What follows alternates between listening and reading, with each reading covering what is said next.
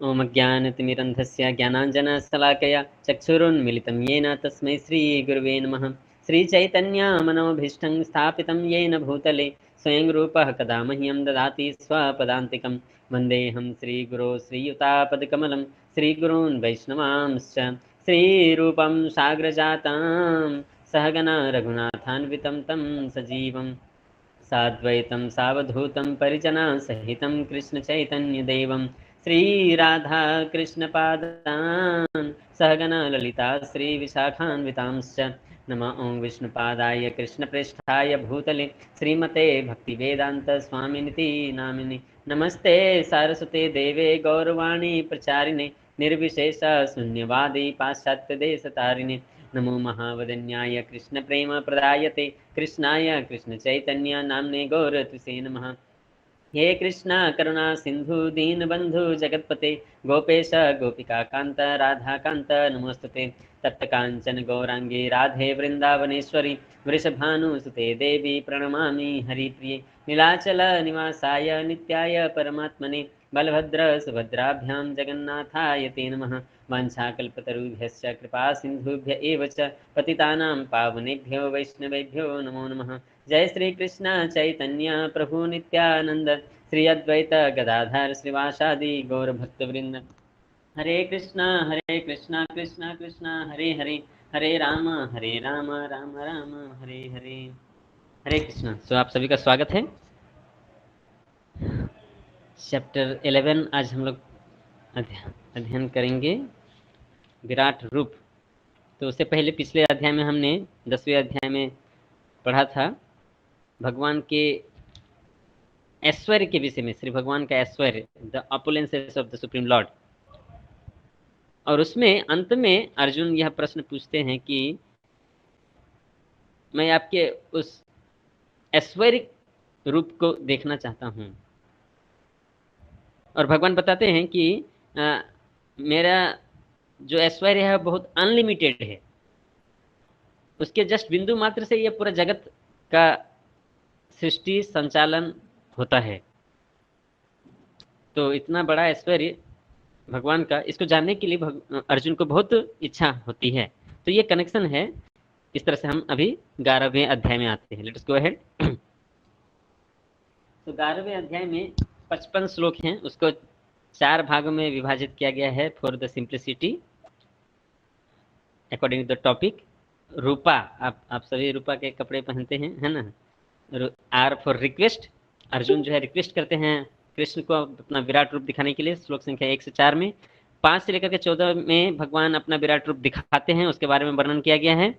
15 से 45 नंबर श्लोक में उस विराट रूप को देख करके अर्जुन प्रार्थना ये करते हैं बहुत सारी, उसकी चर्चा की गई है। और फिर 46 से लेकर के 55 में, है ना, चतुर्भुज रूप और द्विभुज कृष्ण रूप का भी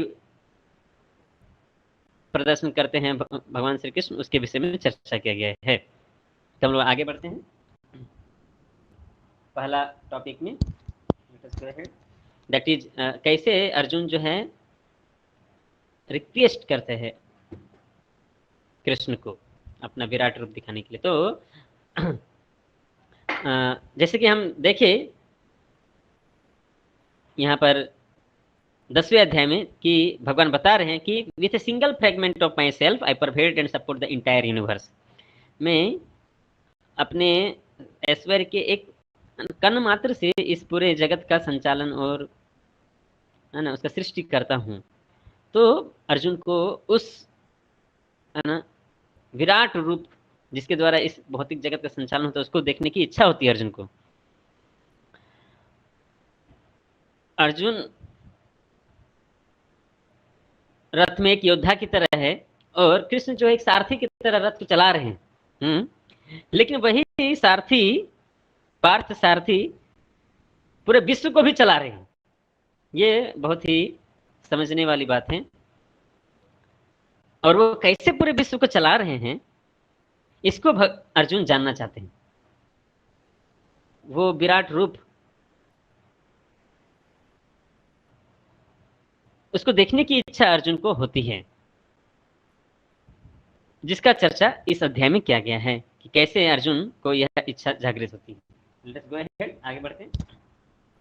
तो श्लोक संख्या 1 में अर्जुन पूछते हैं, श्री अर्जुन उवाच मदनुग्रहाय परमं गुह्यमध्यात्म संगीतम यत्त्वयोक्तं वचस्तेन मोहोऽयं विगतो मम। अर्जुन ने कहा, आपने जिन अत्यंत गुह्य आध्यात्मिक विषयों का मुझे उपदेश दिया है उसे सुनकर अब मेरा मोह दूर हो गया है। और जैसे हम बता ही रहे थे पिछले क्लास में कि एक्चुअली में 10वें अध्याय में जो चतुर्श्लोकी भगवत गीता है उसके द्वारा अर्जुन को पूरा कंसेप्ट क्लियर हो जाता है, उसके सारा डाउट्स क्लियर हो जाता है। और ये यहाँ खुद ही बोल रहे हैं अर्जुन कि उसे सुनकर मेरा मोह दूर हो गया है। आप देखेंगे 18वें अध्याय में भी यही चीज रिपीट होता है। अर्जुन बोलते हैं, नष्टो मोह स्मृति लब्ध्वा करिष्ये वचनं तव। ये 18वें अध्याय में आएगा। जबकि अभी 10वें अध्याय के में को सुनने के बाद ही, चतुश्लोकी भगवत गीता को सुनने के बाद ही भी वही चीज अभी ही बोल रहे हैं अर्जुन कि मेरा मोह दूर हो गया है। जैसे ही वो भगवान श्री कृष्ण के ऐश्वर्य के विषय में सुनते हैं उनका सारा मोह दूर हो जाता है। और आगे क्या कहते हैं दूसरे नंबर श्लोक में, भवाप्ययो हि भूतानां श्रुतो विस्तरसो मया त्वत्त कमलपत्राक्ष महात्म्यमपि चाव्ययम्। हे कमल नयन, मैंने आपसे प्रत्येक जीव की उत्पत्ति तथा लय के विषय में विस्तार से सुना है और आपकी अच्छे महिमा कैसे होता है। इतना ही नहीं, भगवान की क्या क्या महिमाएं हैं सबके विषय में अच्छी तरह। और फिर आगे कहते क्या है, फिर वो उस विराट रूप को देखने की इच्छा जागृत करते हैं। एक चीज मैं यहां पर आपको बताना चाहता हूं जस्ट कि ये टॉपिक से थोड़ा हट के है।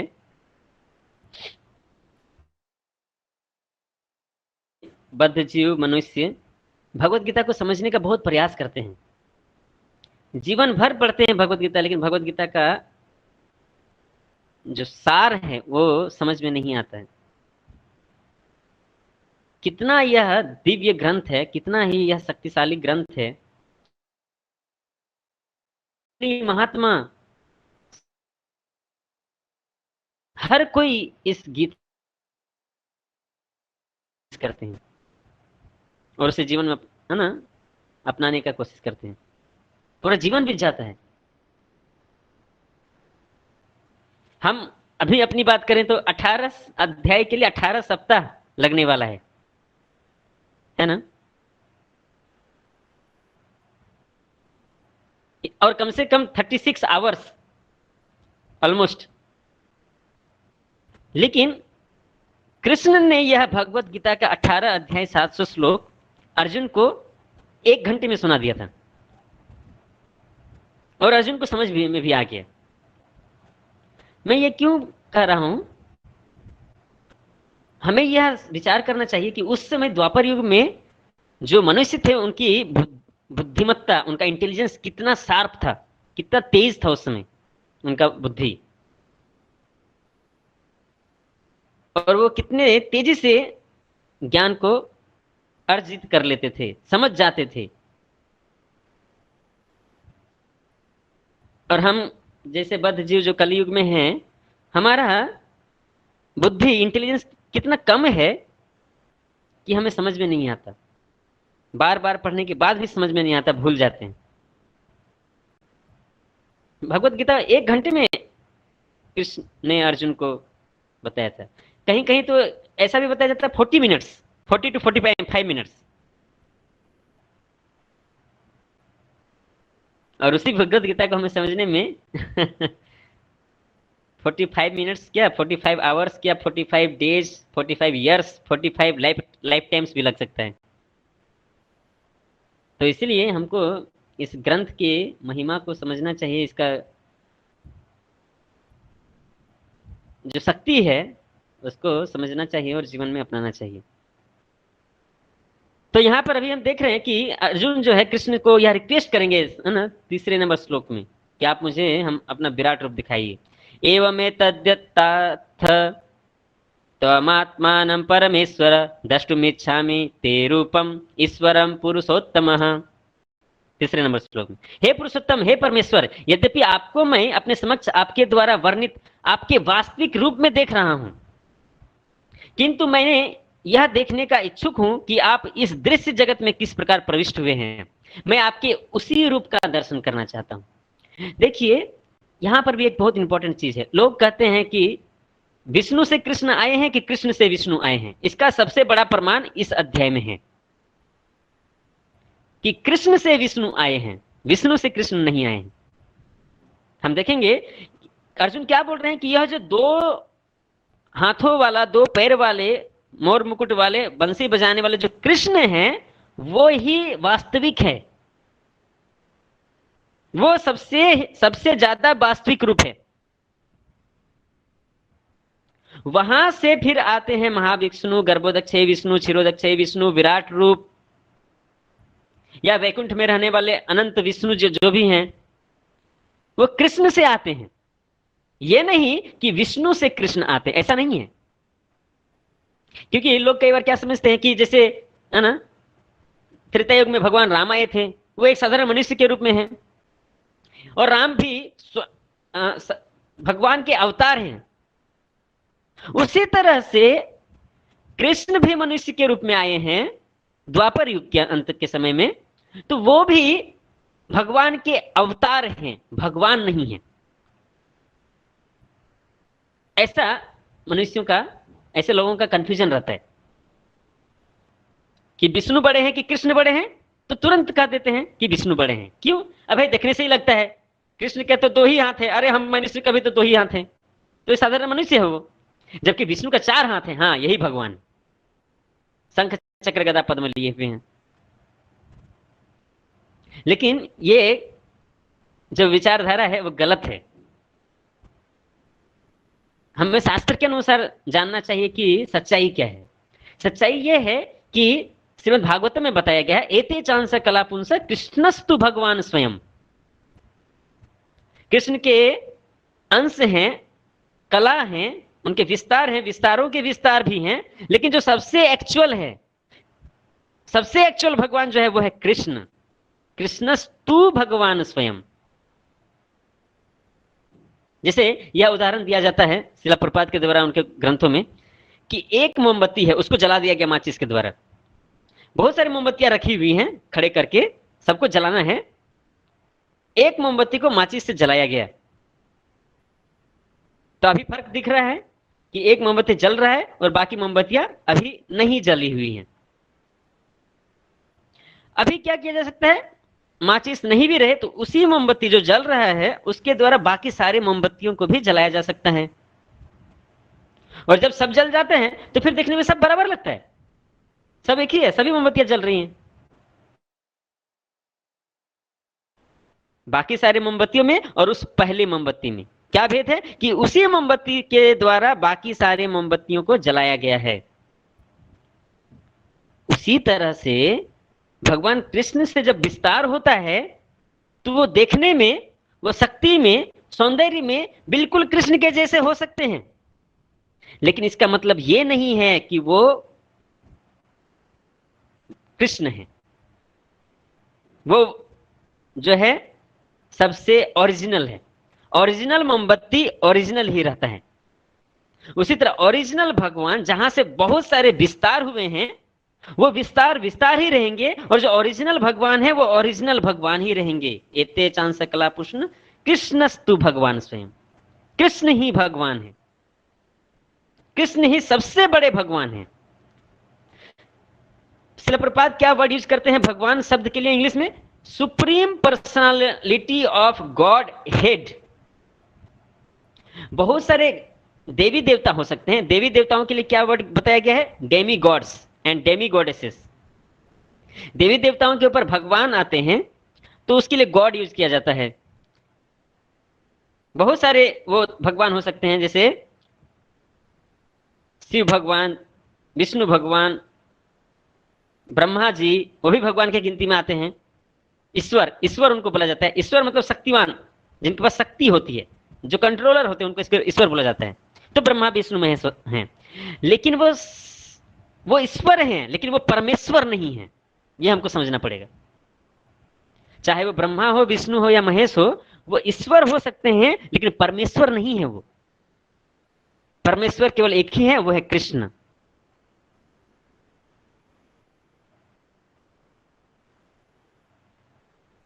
कृष्ण से ही सभी जीवों की और सभी अवतारों की, सभी देवी देवताओं की उत्पत्ति हुई है। कृष्ण के दाएं तरफ से बलराम जी उत्पत्ति एक्सपेंड करते हैं और उनके बाएं तरफ से श्रीमती राधा रानी निकलती है। और जितने भी इंटरनल पोटेंसीज हैं कृष्ण का, वो राधा रानी का एक्सपेंशन है। जैसे महालक्ष्मी हो गए, रुक्मिणी हो गई, और यहाँ सीता जो राम की पत्नी है, जितने भी अवतार हैं उनकी जो पत्नियां हैं वो श्रीमती राधा रानी से आई हुई हैं। और राधा रानी कहां से आई है? तो कृष्ण से आई है। उसी तरह से बलराम जी से फिर कौन कौन आते हैं? तो बलराम जी से फिर उत्पत्ति होता है वासुदेव, संकर्षण, प्रद्युम्न, अनिरुद्ध। और उसमें जो संकर्षण है वहां से फिर नारायण आते हैं। फिर उस नारायण से फिर वासुदेव, संकर्षण, प्रद्युम्न, अनिरुद्ध आते हैं। और फिर उस संकर्षण से महाविष्णु की उत्पत्ति होती है। फिर उस महाविष्णु से गर्भोदक्ष विष्णु, गर्भोदक्ष विष्णु एक एक यूनिवर्स में जाते हैं, ब्रह्मांड में जाते हैं, जहां से ब्रह्मा की उत्पत्ति होती है। ब्रह्मा के सिर से शिव जी निकलते हैं रुद्र के रूप में।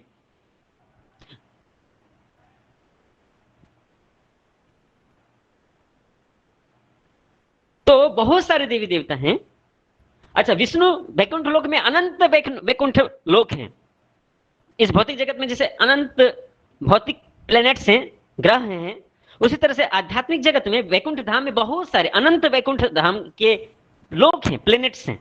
और एक एक वैकुंठ प्लैनेट में एक एक विष्णु रहते हैं। तो उससे हम देखेंगे तो विष्णु अनंत हैं, लेकिन वो विष्णु आए कहां से हैं? वो कृष्ण से आए हैं। ये हमें समझना होगा। जब तक इस बात को हम नहीं समझेंगे कृष्ण सबसे बड़े भगवान हैं, जब तक इसको समझेंगे नहीं तब तक फिर भगवत गीता समझने का कोई मतलब नहीं बनता है। फिर ये चीज हम शुरू में ही बताए थे, गीता स्टार्ट करने से पहले, चैप्टर नंबर 1 स्टार्ट करने से पहले ही हमने बताया था कि पहले हमको यह समझना पड़ेगा कि कृष्ण सबसे बड़े भगवान हैं। और यह यहां पर प्रमाणित होगा इस अध्याय में अभी। और इसका प्रमाण बहुत सारे जगहों में दिया गया है, कृष्ण के लीलाओं में भी दिया गया है। अभी वो सारी लीलाएं चर्चा करने का समय नहीं है, अगर समय बचा तो लास्ट में चर्चा करेंगे हम। लेकिन जो यहां इस अध्याय में है उसके द्वारा भी हम समझेंगे कि कैसे कृष्ण ही भगवान है, सबसे बड़े भगवान। तो अभी ये जो विराट रूप है, जो अभी हम जो भगवान श्री कृष्ण दिखाने जा रहे हैं, विराट रूप भौतिक है, मैटेरियल है। भले ही वो कृष्ण की अंतरंगा शक्ति से निकली हुई है, इंटरनल पोटेंसी से आया हुआ है, लेकिन वो बताया जाता है भौतिक है, क्योंकि इस विराट रूप का कोई अस्तित्व आध्यात्मिक जगत में नहीं है।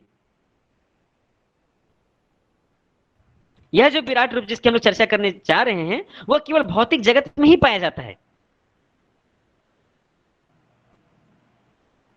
इसीलिए जो भगवान के भक्त होते हैं वो इस विराट रूप से ज्यादा इंटरेस्टेड नहीं रहते। वो कृष्ण के या तो चतुर्भुज विष्णु रूप का पूजा अर्चना करते हैं, भक्ति करते हैं, या फिर कृष्ण का भक्ति करते हैं। ये सब चीजें बताई जाएंगे आगे के श्लोकों में।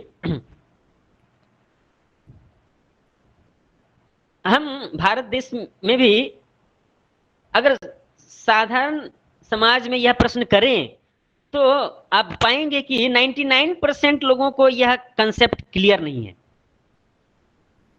कि कृष्ण बड़े हैं या विष्णु।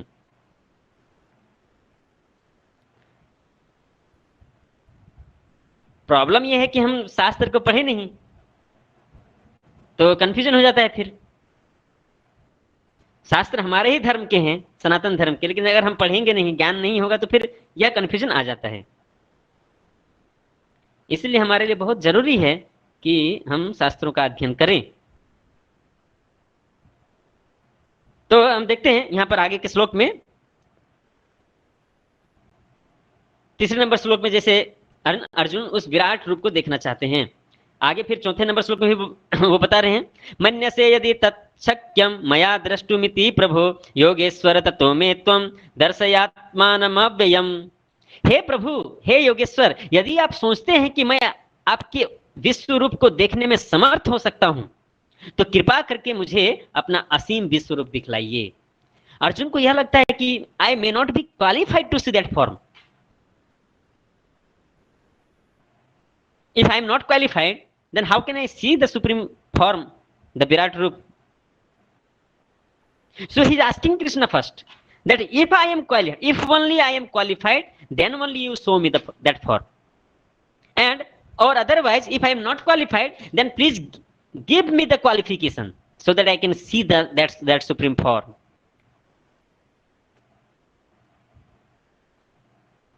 तो इस तरह से सेम चीज आध्यात्मिक ज्ञान हम किसी से छीन नहीं सकते, उसे पाना होगा, हमें रिसीव करना होगा। उसी तरह विराट रूप को अर्जुन अपनी शक्ति से नहीं देख सकता है। जब तक कृष्ण की कृपा नहीं होगी तब तक वो विराट रूप को नहीं देख पाएगा। वह हम आगे के श्लोकों में देखेंगे फिर। तो इस तरह से तीसरे और चौथे श्लोक में विराट रूप को देखने की इच्छा अर्जुन जागृत करते हैं कृष्ण के सामने। आगे बढ़ते हैं, let's go ahead. Universal for, ये 5 से लेकर 14 नंबर श्लोक में चर्चा होगा। कृष्ण दिखाएंगे अभी। अब देखिए कृष्ण के लिए भी भगवत गीता में हर जगह क्या वर्ड यूज हुआ है? श्री भगवान उवाच। व्यासदेव ने जो लिखा है यह ग्रंथ भगवत गीता है ना, उसमें भी उन्होंने यह डिक्लेयर करने के लिए कि यही भगवान है, सबसे बड़े भगवान यही है कृष्ण। तो हमको इसको ध्यान रखना चाहिए। ओके, सो विराट रूप का चर्चा होगा, लेकिन उससे पहले लेट्स गो अहेड, आगे बढ़िए। विराट रूप क्या अर्जुन केवल देखना चाहता था क्या? क्यों अर्जुन को आवश्यकता क्यों थी विराट रूप को देखने के लिए? वो तो भगवान का भक्त था, वो तो कृष्ण के द्विभुज रूप से ज्यादा प्रेम करता था। उसको विराट रूप देखने की क्या आवश्यकता है? क्या उसको कृष्ण पर विश्वास नहीं है? नहीं, ऐसा नहीं है। अर्जुन को कृष्ण पर पूरी तरह विश्वास है। वो ऑलरेडी बोल चुका है श्लोक 1 नंबर श्लोक में ही, पहले श्लोक में ही बोल दिया कि मेरा मोह दूर हो चुका है। तो फिर विराट रूप को देखने की क्या आवश्यकता है? क्या कृष्ण एक साधारण मनुष्य के रूप में वहां है तो क्या विश्वास उसको नहीं? अर्जुन को पूरी तरह से विश्वास है। वह क्यों विराट रूप देखना चाहते हैं? दुनिया के लोगों को दिखाने के लिए कि देखो यही सबसे बड़ा भगवान है कृष्ण, जो साधारण मनुष्य के रूप में है। वो चाहे तो विराट रूप भी धारण कर सकता है, और उसका विराट रूप है, और कोई दूसरा व्यक्ति ऐसा नहीं कर सकता। अगर कोई अपने आप को भगवान कहता है तो उसे यह विराट रूप सबके सामने दिखाना होगा, अदरवाइज वो भगवान कहलाने के लायक नहीं है। This is the first point. तो आज के कलयुग में बहुत सारे ऐसे आपको साधु महात्मा मिल जाएंगे, सो कॉल्ड साधु महात्मा, जो अपने आप को साधु महात्मा, ऐसे साधु संत मिलेंगे आपको, नाम के साधु संत हैं, वो काम के नहीं है, वो अपने आप को भगवान बताते हैं। तो आप जस्ट एक ही प्रश्न उसने पूछना कि अगर आप भगवान हैं तो थोड़ा विराट रूप दिखाइए अपना। जिस तरह से कृष्ण ने अर्जुन को विराट रूप दिखाया था कुरुक्षेत्र के मैदान में, अगर आप भगवान हैं तो वो विराट रूप मुझे भी दिखाइए, तब मैं मान लूंगा या मान लूंगी कि आप भगवान हैं। भगवान चीज को इतना चीप बना दिया गया है आज के जमाने में, कोई भी भगवान बन सकता, कोई भी भगवान बन जाता है। साधु के वेश पहन लिए, तिलक लगा लिया, भस्म लगा लिया और बन गए भगवान।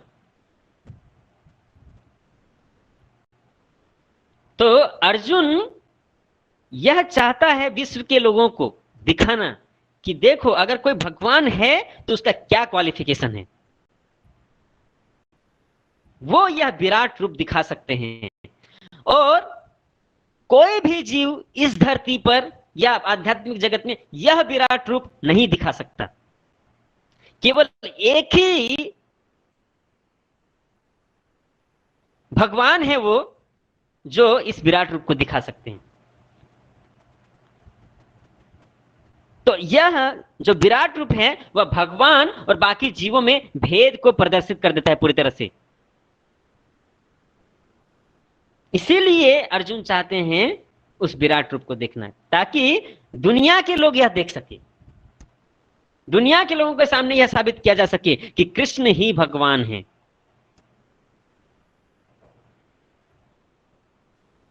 दूसरा नंबर पॉइंट यहाँ लिखा हुआ है, जो मैंने पहले ही बताया कि कृष्ण अर्जुन तो ऑलरेडी साख्य रस में है कृष्ण के साथ, है ना, मैत्री का संबंध है, प्रेम का संबंध है उसका।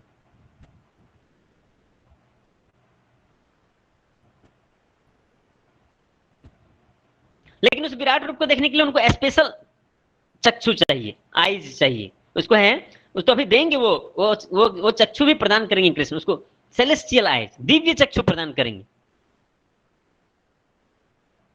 तभी अर्जुन उस विराट रूप को देख सकते हैं। बहुत सारे लोग, सभी लोग देख नहीं पाएंगे फिर उसको, यदि कृष्ण, वही हमने बताया, कृष्ण की कृपा ना हो तो कृष्ण को कैसे देखा जा सकता है। तो अर्जुन जो है वो कृष्ण के ओरिजिनल रूप को देख रहे हैं, द्विभुज रूप को, जो कि उस विराट रूप से भी हाई लेवल पर है। अर्जुन प्रेम के स्तर पर है, इसलिए उनको देख पा रहे हैं कृष्ण को इस तरह से, उस नजर से। और जो यह विराट रूप का जो स्तर है वो कृष्ण के स्तर से नीचे है, तो इसीलिए अर्जुन का जो दृष्टि है उसको भी बदलना पड़ रहा है अभी उस विराट रूप को देखने के लिए। देखिए उसी कुरुक्षेत्र में द्वापर युग में दुर्योधन भी था वहां पर, लेकिन उसने कभी भी कृष्ण को भगवान के रूप में नहीं समझ पाए। एक बार कृष्ण गए थे दुर्योधन के, है ना, राज्य में, उनके दरबार में समझौता का प्रस्ताव लेकर के, तो दुर्योधन तो उसको ही, है ना, बंदी बनाने चले, कृष्ण को ही बंदी बनाने चल बैठे। तो कृष्ण ने उस समय भी विराट रूप दिखाया था अपना। और जब अर्जुन, दुर्योधन ने यह विराट रूप देखा तो वो समझा कि ये कोई मायावी व्यक्ति है जो अपनी माया से हमको छल करना चाहता है। तो देखिए ये होता है दुर्बुद्धि व्यक्तियों का बदकिस्मती।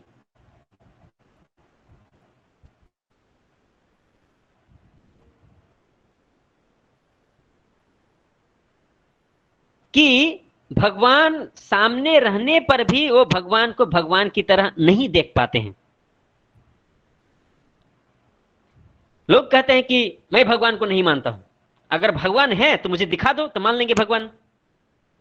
अरे भाई, दुर्योधन ने भी तो देखा था कृष्ण को, लेकिन क्या देखने मात्र से उसने कृष्ण को भगवान स्वीकार किया? क्या नहीं किया। क्यों? उसके ज्ञान नहीं था उसको, इसीलिए। लोग कहते हैं मुझे भगवान दिखा दो तो मान लेंगे। अरे भाई, क्या गारंटी है कि आपको दिखा देंगे आप तो आप उसको भगवान मान लेंगे आप?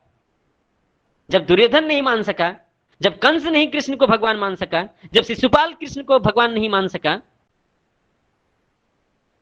वो तो आपसे ज्यादा पढ़े लिखे होंगे। जब वो लोग, वो तो बड़े बड़े पंडित थे वो लोग, उन लोगों ने कृष्ण को भगवान के रूप में नहीं स्वीकार कर पाए।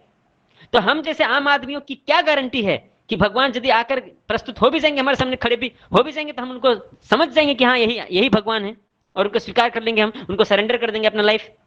क्या गारंटी है? कोई गारंटी नहीं, क्योंकि हमको ज्ञान नहीं है, इसलिए आध्यात्मिक ज्ञान नहीं है। तो भगवान को इस चर्म चक्षु से नहीं देखा जा सकता है। भगवान को देखने के लिए दिव्य चक्षु चाहिए, प्रेम चक्षु चाहिए।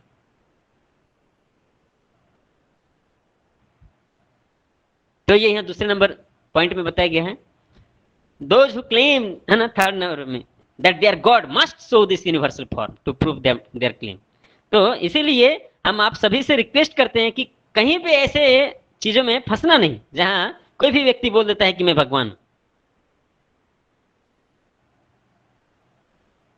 एक्चुअली हम लोग को और पूरा स्ट्रांग होना चाहिए फिलॉसफी में, अच्छे से भगवत गीता पढ़ना चाहिए, और उन लोगों को जो अपने आप को भगवान कर रहे हैं उनको बढ़िया से समझाना चाहिए कि आप भगवान नहीं हैं, या कोई भी व्यक्ति इस धरती पर भगवान नहीं हो सकता है, कोई भी जीवात्मा। भगवान कब इस धरती पर आएंगे, किस किस अवतार में आएंगे, उनके माता पिता कौन होंगे, वो कौन से जगह में जन्म ग्रहण करेंगे, सारी चीजें शास्त्रों में पहले से ही लिखी रहती हैं। तो भविष्यवाणी किया हुआ रहता है। भगवान राम का उत्पत्ति के विषय में वाल्मीकि मुनि ने पहले ही बता दिया था रामायण में। उसी तरह कृष्ण के जन्म के विषय में भी शास्त्रों में पहले से लिखा हुआ है।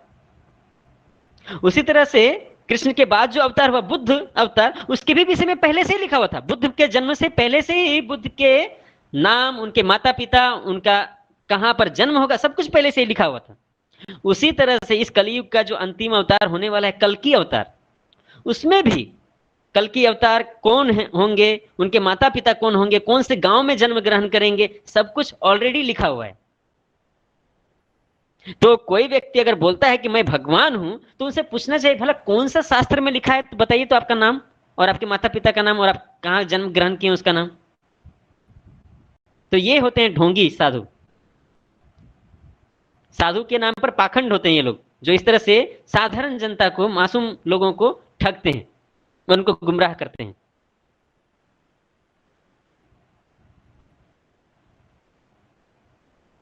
चौथे नंबर श्लोक में वही बताया गया है अर्जुन के जैसे विषय में बताएं कि इस विराट रूप से ज्यादा आकर्षित नहीं होते भगवान के भक्त, क्योंकि वो तो भगवान के प्रेम भक्ति में द्विभुज रूप कृष्ण का ही गुणगान करना पसंद करते हैं ज्यादा।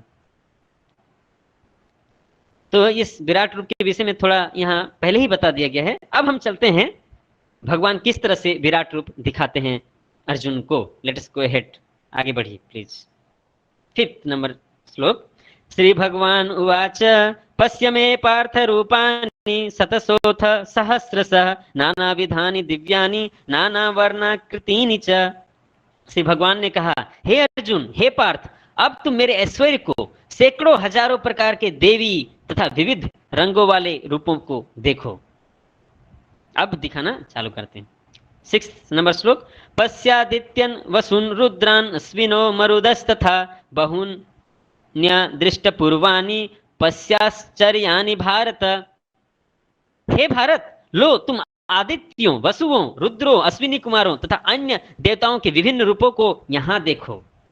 तुम ऐसे अनेक आश्चर्यमय रूपों को देखो जिसने पहले किसी ने ना कभी देखा है ना सुना है। वो जो विराट रूप दिखाए तो देख रहे पूरा यूनिवर्स, पूरा भौतिक जगत ही उनके शरीर में समाया हुआ है। सारे देवी देवता, ऋषि मुनि, किन्नर, नक्षत्र, ग्रह, रुद्र, अश्विनी कुमार, सब कुछ उनके ही शरीर में समाया हुआ है और दिखा रहे हैं कृष्ण विराट रूप में। अब देखो अर्जुन, जो भी तुम देखना चाहते हो। और क्या बोल रहे हैं कि इस रूप को ना तो कभी किसी ने देखा है ना कभी कुछ, मतलब यह रूप पहली बार कृष्ण जो है दिखा रहे हैं अर्जुन को। इससे पहले कभी किसी ने नहीं देखा यह विराट रूप। यह इतना आश्चर्यमय है। 7th श्लोक। इहे कस्थं जगत कृत्स्नं पश्चाद्य सचराचरम मम देहे गुणाकेश यच्चान्य द्रष्टुमिच्छसि। हे अर्जुन, तुम जो भी देखना चाहो उसे तत्क्षण मेरे इस शरीर में देखो। तुम इस समय तथा भविष्य में जो भी देखना चाहते हो उसको यह विश्व रूप दिखाने वाला है। यहां एक ही स्थान में चर अचर सब कुछ है। देखिए, ये भला कैसे हो सकता है कि कोई व्यक्ति एक ही स्थान पर बैठ करके विश्व के सभी चीजों को देख सके? यह क्या पॉसिबल है? प्रैक्टिकल है? इलॉजिकल है ये। लेकिन यह कृष्ण का विराट रूप एक ऐसा है कि अर्जुन एक ही जगह खड़े होकर के विश्व के सभी चीजों को देख सकता था। यह इतना आश्चर्यमय विराट रूप था वो। और केवल इस विश्व का नहीं, केवल इस धरती का नहीं, अलग ग्रह नक्षत्रों का भी, इस ब्रह्मांड का नहीं, जितने भी ब्रह्मांड हैं इस भौतिक जगत में, सभी ब्रह्मांडों को देख सकता था वो।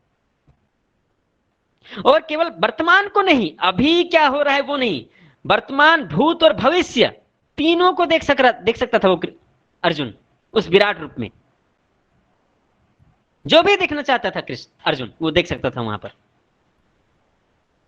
आगे कहते हैं 8वें नंबर श्लोक में। न तो माम शक्य से द्रष्टुम अनेनेव स्वचक्षुषा दिव्यम ददामि ते चक्षु पश्य मे योगिमैश्वरम। किंतु हे अर्जुन, तुम मुझे अपनी इन आंखों से नहीं देख सकते, अतः मैं तुम्हें दिव्य आंखें दे रहा हूं। अब मेरे योग ऐश्वर्य को देखो। तो जैसा पहले ही बताया हमने कि चर्म चक्षु से नहीं देखा जा सकता है, उसके लिए दिव्य चक्षु चाहिए, तभी भगवान के उस ऐश्वर्यमय विराट रूप को देखा जा सकता है। और वो दिव्य चक्षु भगवान प्रदान करते हैं। लेट्स गो अहेड, आगे बढ़िए। तो देखिए, यह जो विराट रूप दिखाया जा रहा है इसको 2 भागों में विभाजित किया गया है। श्लोक संख्या 10 से लेकर के 19 में अर्जुन उस विराट रूप को देखते हैं, उनके ऐश्वर्य को देखते हैं।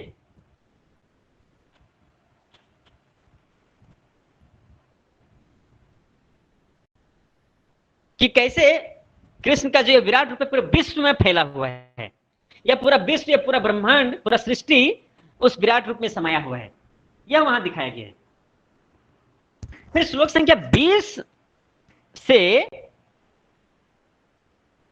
कृष्ण स्वयं इस विराट रूप में के विराट रूप के माध्यम से यह बता रहे हैं कि मैं काल हूं।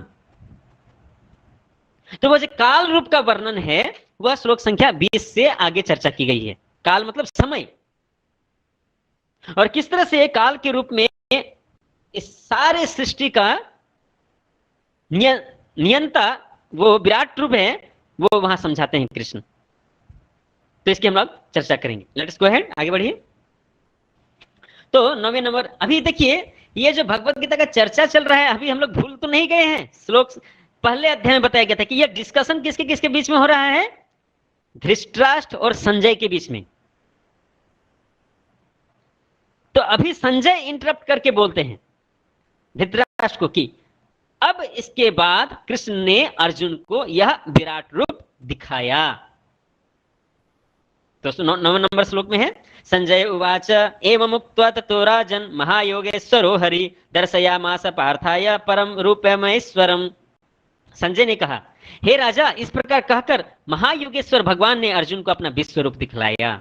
अब संजय जो है धृतराष्ट्र को उस विश्व रूप के बारे में बता रहे हैं, सुनिए अच्छे से। 10 और 11 नंबर श्लोक, अनेक वक्त्र नयन अनेकाद्भुत दर्शनम अनेक दिव्याभरणम दिव्यानेकोद्यतायुधम दिव्यमाला माल्याम्बरधरम दिव्य गंधानुलेपनम सर्वाश्चर्यमयम देवम अनंतम विश्वतोमुखम।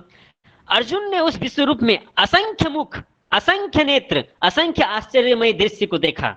यह रूप अनेक देवी आभूषणों से अलंकृत था और अनेक देवी हथियार उठाए हुए था। यह देवी मालाएं तथा वस्त्र धारण किए था और उस पर अनेक दिव्य सुगंधियां लगी थी। सब कुछ आश्चर्यमय, तेजमय, असीम तथा सर्वत्र व्याप्त था। तो उस विराट रूप का चतुर्भुज नहीं था, अनंत अनंत भुजाएं थी उसकी, अनंत हाथ, अनंत पैर, अनंत आंखें, इस तरह से अनंत दूरियों तक फैला हुआ था वो विराट रूप। ये इसमें अनेक शब्द का बार बार प्रयोग हुआ है इन 2 श्लोकों में। अनेक मतलब क्या, बहुत सारे। हमको समझाने के लिए कि जैसे ब्रह्मा के 4 सिर हैं, यहाँ जो विराट रूप था 4 या 400 या 4000 या 4 लाख नहीं था, अनंत सिर था उस विराट रूप का, कोई सीमा नहीं था। हाथ, पैर, सिर, आंख, कान, किसी का कोई सीमा नहीं था। कितना था मालूम नहीं, अनंत था। यह रूप अर्जुन ने देखा। यह संजय धृतराष्ट्र को बता रहे हैं। और अर्जुन एक ही स्थान पर बैठे बैठे सब कुछ देख रहा था। यह पूरे ब्रह्मांड में यह विराट रूप फैला था, लेकिन एक ही स्थान पर वो देख के बैठ के देख पा रहा था, क्योंकि दिव्य दृष्टि भगवान प्रदान किए थे उसको, भगवान की कृपा से उसको दिव्य दृष्टि मिला था इसीलिए। 12 नंबर श्लोक, दिव्य सूर्य सहस्रस्य भवेद्युगपदुत्थिता यदि भा सदृशी सा स्यात् भासस्तस्य महात्मना। यदि आकाश में हजारों सूर्य एक साथ उदय हो तो उनका प्रकाश शायद परम पुरुष के इस विश्व रूप के तेज की समता कर सके। और इस विराट रूप से इतना ज्योति निकल रहा था कि हजारों सूर्य यदि एक साथ प्रज्वलित हो जाए तो भी उतना तेज नहीं निकल सकता।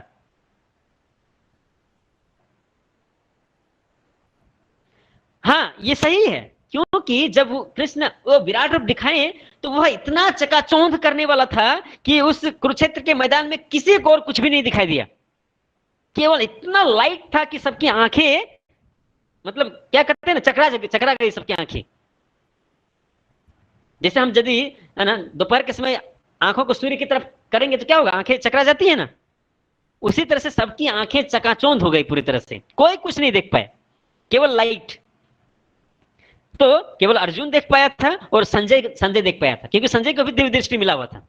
वह महल में बैठे बैठे ही पूरा कुरुक्षेत्र का लड़ाई देख रहा था। तो इतना लाइट था, हजारों सूर्य एक साथ यदि उग जाए तो भी वो कम हो जाए। नेक्स्ट आगे बढ़ते हैं। 13 नंबर श्लोक, और संजय को किसने दिया था दिव्य दृष्टि? व्यास देव ने दिया था। व्यास देव भी भगवान के अवतार हैं, तो उन्होंने यह दिव्य दृष्टि उनको प्रदान किया था। 13th, तत्रेकस्थं जगत्कृत्स्नं प्रविभक्तमनेकधा अपश्य देवस्य शरीरे पांडवस्तथा। उस समय अर्जुन भगवान के विश्व रूप में एक ही स्थान पर स्थित हजारों भागों में विभक्त ब्रह्मांड के अनंत अंशों को देख सका। तो एक जगह पर बैठ के ही ब्रह्मांड के अलग अलग हिस्सों को देख पा रहे थे अर्जुन।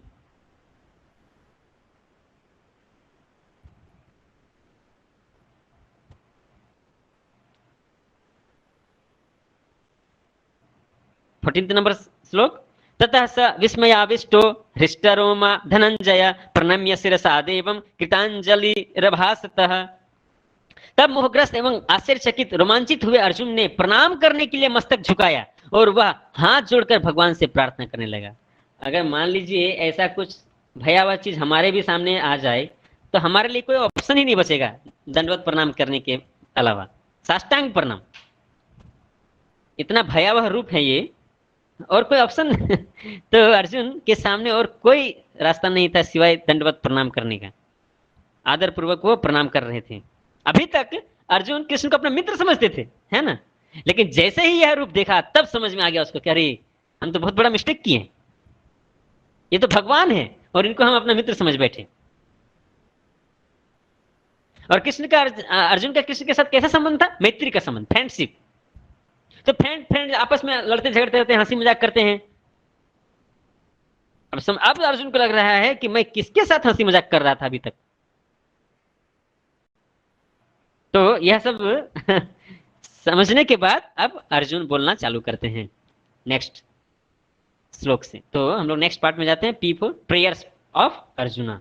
तो 15 नंबर से लेकर के 45 नंबर तक यह जो सेक्शन है सबसे बड़ा है, जहां पर अर्जुन जो है उस विराट रूप को प्रार्थनाएं करते हैं।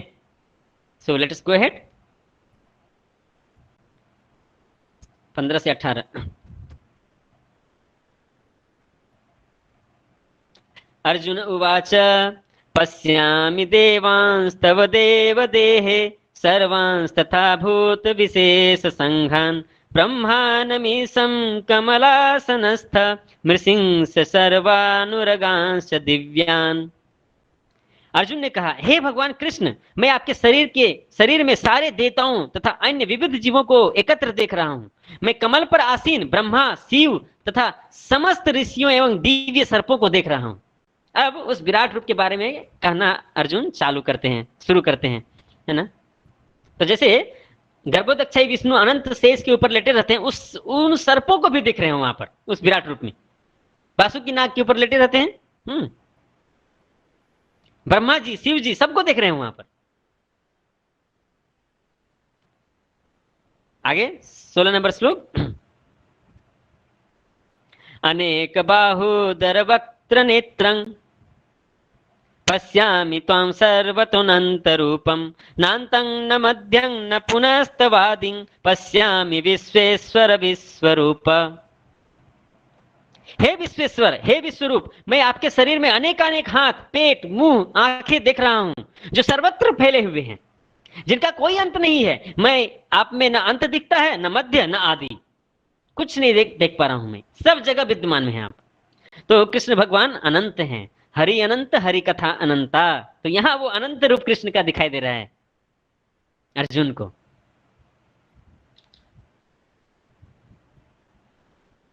तो 15 से 18 नंबर श्लोक में अर्जुन अपना रियलाइजेशन बताते हैं, है ना, इस विराट रूप को देखने के बाद।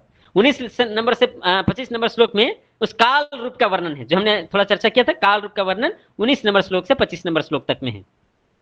26 से 30 में फिर अर्जुन, है ना, उस युद्ध के बारे में चर्चा कर रहे हैं। और आगे फिर अर्जुन पूछते हैं, आप कौन है, मुझे बताइए। तो यह सेक्शन में ये सारी चीजें चर्चा होगी। अभी हम लोग 16 नंबर श्लोक पर चलते हैं। तो यहां हम देख रहे हैं कि अनेक हाथ, अनेक पैर, अनेक मुंह हैं, और इसका कोई आदि अंत, कोई सीमा नहीं है, यह पूरा फैला हुआ। अर्जुन बोल रहे हैं ना। Next 16th 17th।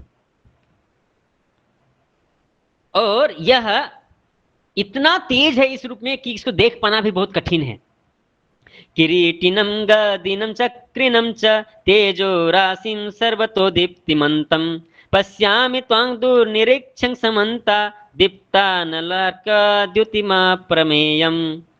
आपके रूप को उसके चकाचौंध तेज के कारण देख पाना कठिन है, क्योंकि वह प्रज्वलित अग्नि की भांति अथवा सूर्य के अपार प्रकाश की भांति चारों ओर फैल रहा है। तो भी मैं इस तेजोमय रूप को सर्वत्र देख रहा हूं, जो अनेक मुकुटों, गदाओं और चक्रों से विभूषित है। देखिए, एक सिर रहेगा तो एक मुकुट रहेगा, अभी अनंत सिर है तो अनंत मुकुट है। विष्णु के हाथ में शंख चक्र गदा पद्म रहता है। भाई यहाँ तो बहुत सारे हाथ हैं, तो बहुत सारे शंख चक्र गदा पद्म है यहाँ पर। और केवल शंख चक्र गदा पद्म ही नहीं, जितने भी अस्त्र शस्त्र हैं सब पकड़े हुए हैं वो विश्वरूप। आगे बढ़ते हैं 18 नंबर में। त्वमक्षरं परमं वेदितव्यं त्वमस्य विश्वस्य परम निधानं त्वमव्ययः शाश्वत धर्म गुप्ता सनातनस्त्वं पुरुषो मतो में। तो अब उनका क्या मत है वो अर्जुन बता रहे हैं।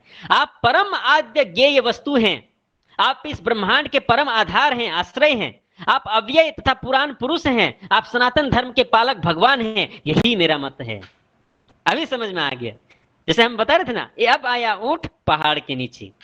तो अभी तक अर्जुन कृष्ण को अपना मित्र समझता था, लेकिन अभी ऊंट बन गया है और कृष्ण जो अभी पहाड़ की तरह विराट रूप में है। तब अभी अर्जुन को समझ में आया कि आप ही भगवान। गो हेड 19 नंबर श्लोक। अनादिमध्यान्तमनन्त वीर्य मनन्त बाहुं शशि सूर्य नेत्रं पश्यामि त्वां दीप्त हुताश वक्त्रं स्वतेजसा विश्वमिदं तपन्तम्। आप आदि मध्य तथा अंत से रहित हैं, आपका यश अनंत है, आपकी असंख्य भुजाएं हैं और सूर्य तथा चंद्रमा आपकी आंखें हैं। मैं आपके मुख में प्रज्वलित अग्नि निकलते और आपके तेज से इस संपूर्ण ब्रह्मांड को जलते देख रहा हूं। तो यहां पर क्या क्या बता रहे हैं कि आपका कोई आदि अंत और मध्य नहीं है, क्योंकि आप हर जगह फैले हुए हैं। तो किसको आदि बोला जाए, किसको मध्य बोला जाए और किसको अंत बोला जाए? आपकी असंख्य भुजाएं हैं, आपका यश जो है फेम वो अनंत है। और देखिए वो विराट रूप कैसा था। अभी देखिए सूर्य का कितना आकार है, पृथ्वी से हजारों लाखों गुना है ना, हजारों गुना वो बहुत बड़ा है सूर्य। और वो सूर्य यदि किसी का एक आंख हो और चंद्रमा दूसरा आंख हो तो वो विराट रूप कितना बड़ा होगा, अब आप समझ सकते हैं। कल्पना करके देखिए। यहां अर्जुन बता रहे हैं कि सूर्य और चंद्र आपकी आंखें हैं। यस, विराट रूप का आंख कौन है? तो सूर्य और चंद्रमा जो है वो विराट रूप की आंखें हैं। इतना बड़ा है विराट रूप। और उस विराट रूप के मुख से प्रज्वलित अग्नि बाहर निकल रहा है। जिसे अग्नि कहां पर होता है? जैसे ज्वाला निकलता है ना जमीन से बाहर, मैग्मा निकलता है कभी भूकंप आने पर, उसी तरह से उनके मुख से पूरा तरह अग्नि प्रज्वलित होकर के बाहर निकल रहा है, जो संपूर्ण ब्रह्मांड को जला रहा है। इस तरह अर्जुन देख पा रहा है अभी। तो थोड़ा अर्जुन को भी डर भी लगता है ना, उसको देख करके। और फिर आगे बताते कि आप पूरे विश्व में कैसे व्याप्त हैं। देवा पृथिव्योरिदमन्तरं हि व्याप्तं त्वयेकेन दिशश्च सर्वा दृष्ट्वाद्भुतं रूपमुग्रं त्वभेदं लोकत्रयं प्रवथितं महात्मन्। 20 नंबर श्लोक है ये। यद्यपि आप एक हैं किंतु आप आकाश और सारे लोकों एवं उसके बीच के समस्त अवकाश में व्याप्त हैं। हे महापुरुष, आपके इस अद्भुत तथा भयानक रूप को देखकर सारे लोग भयभीत हैं। अभी अर्जुन बोल रहे केवल मैं भयभीत नहीं हूं, सारे लोग भयभीत हैं। जितने भी लोग आपको देख पा रहे हैं या नहीं देख पा रहे हैं, सभी कोई भयभीत है। तो देखिए धरती और आकाश के बीच में जो स्थान है वहां पर भी लोग देख रहे थे विश्व रूप को। जैसे हम लोग बोलते हैं ना तीनों लोकों में, है ना, तो तीन लोक मतलब क्या? स्वर्ग लोक, धरती लोक और नरक लोक। तो तीनों लोकों त्रयलोकम, लोक त्रयम मतलब केवल पृथ्वी लोक पर ही वो विराट रूप दिखाई दे रहा था ऐसा नहीं है, दूसरे लोकों में भी, ऊपर के लोकों में, नीचे के लोकों में भी उस विराट रूप को कुछ लोग देख पा रहे थे, और वो लोग सबको डरे हुए थे इस विराट रूप को देख करके। यह कोई सपना अर्जुन, ऐसा नहीं कि अर्जुन कुछ सपना देख रहा है और वो सपना जो है यहाँ वर्णन हो रहा है, नहीं, सपना नहीं है, ये हकीकत है। क्योंकि केवल अर्जुन डरा हुआ नहीं है, बाकी सारे लोगों में भी वहां के लोग जो है ना भयभीत हैं। आगे 21 नंबर श्लोक, अमीहि त्वां सूर संघा विसन्ति केचित् भीता प्राञ्जलयो गृह्णन्ति स्वस्ति इत्युक्त्वा महर्षि सिद्ध संगा स्तुवन्ति त्वां स्तुतुभिः पुष्कलाभिः। देवों का सारा समूह आपकी शरण ले रहा है और आप में प्रवेश कर रहा है। उनमें से कुछ अत्यंत भयभीत होकर हाथ जोड़े आपकी प्रार्थना कर रहे हैं। महर्षियों तथा सिद्धों के समूह कल्याण हो कहकर वैदिक स्रोतों का पाठ करते हुए आपकी स्तुति कर रहे हैं। तो आप टीवी सीरियल्स में भी देखते होंगे, जब कुछ धरती पर कहीं कुछ प्रॉब्लम होता है तो ऋषि मुनि त्राही माम करके चिल्लाते हैं और है ना देवी देवता को पुकारते हैं रक्षा के लिए। उसी तरह यहाँ पर सारे ऋषि मुनि गंध सभी सिद्ध पुरुष त्राही माम करके के भयभीत हुए हैं और भगवान को स्तुति कर रहे हैं। और सारे देवी देवता उनकी शरण ले रहे हैं, और शरण ले क्या रहे हैं, सारे देवी देवता उनके मुंह में प्रवेश कर रहे हैं। इतना विराट मुंह है कि सब को वो विराट रूप निकल रहा है अभी। इससे बड़ा भयभीत और भयानक और क्या ना मतलब कि दृश्य हो सकता है। सब उसके मुंह में प्रवेश कर रहे। यहां से यह दिखाना चाहते हैं कृष्ण कि मैं काल हूं और मैं सबका विनाश करने के लिए आया हूं। अभी आगे चर्चा में आएगा वो कि ये सभी को उसके मुंह में प्रवेश कर रहे हैं, मतलब सबका अंत निश्चित है, इसमें कोई डाउट नहीं। 22 नंबर श्लोक, रुद्रादित्य वसवो ये च साध्या विश्वेस्मिनो मरु तस्सोचोस्मपाश्च गंधर्व यक्षा सुरसिद्ध संगा विच्छन्ते त्वां विस्मिताश्चैव सर्वे। शिव के विविध रूप आदित्यगण, वसु, साध्य, विश्वदेव दोनों, अश्विनी कुमार, मरुदगण, पितृगण, गंधर्व, यक्ष, असुर तथा सिद्ध देव सभी आपको आश्चर्यपूर्वक देख रहे हैं। स्वाभाविक सी बात है, इतना विराट रूप को कौन नहीं आश्चर्य से देखेगा भला, भले ही वो कितना बड़ा व्यक्ति क्यों ना हो, किसी भी लोक में क्यों ना हो, सभी कोई यहाँ हम देख रहे हैं। शिव जी भी आश्चर्य से देख रहे थे, शिव के विरुद्ध जो 11 रुद्र हैं सभी कोई आश्चर्य से उसको देख रहे थे।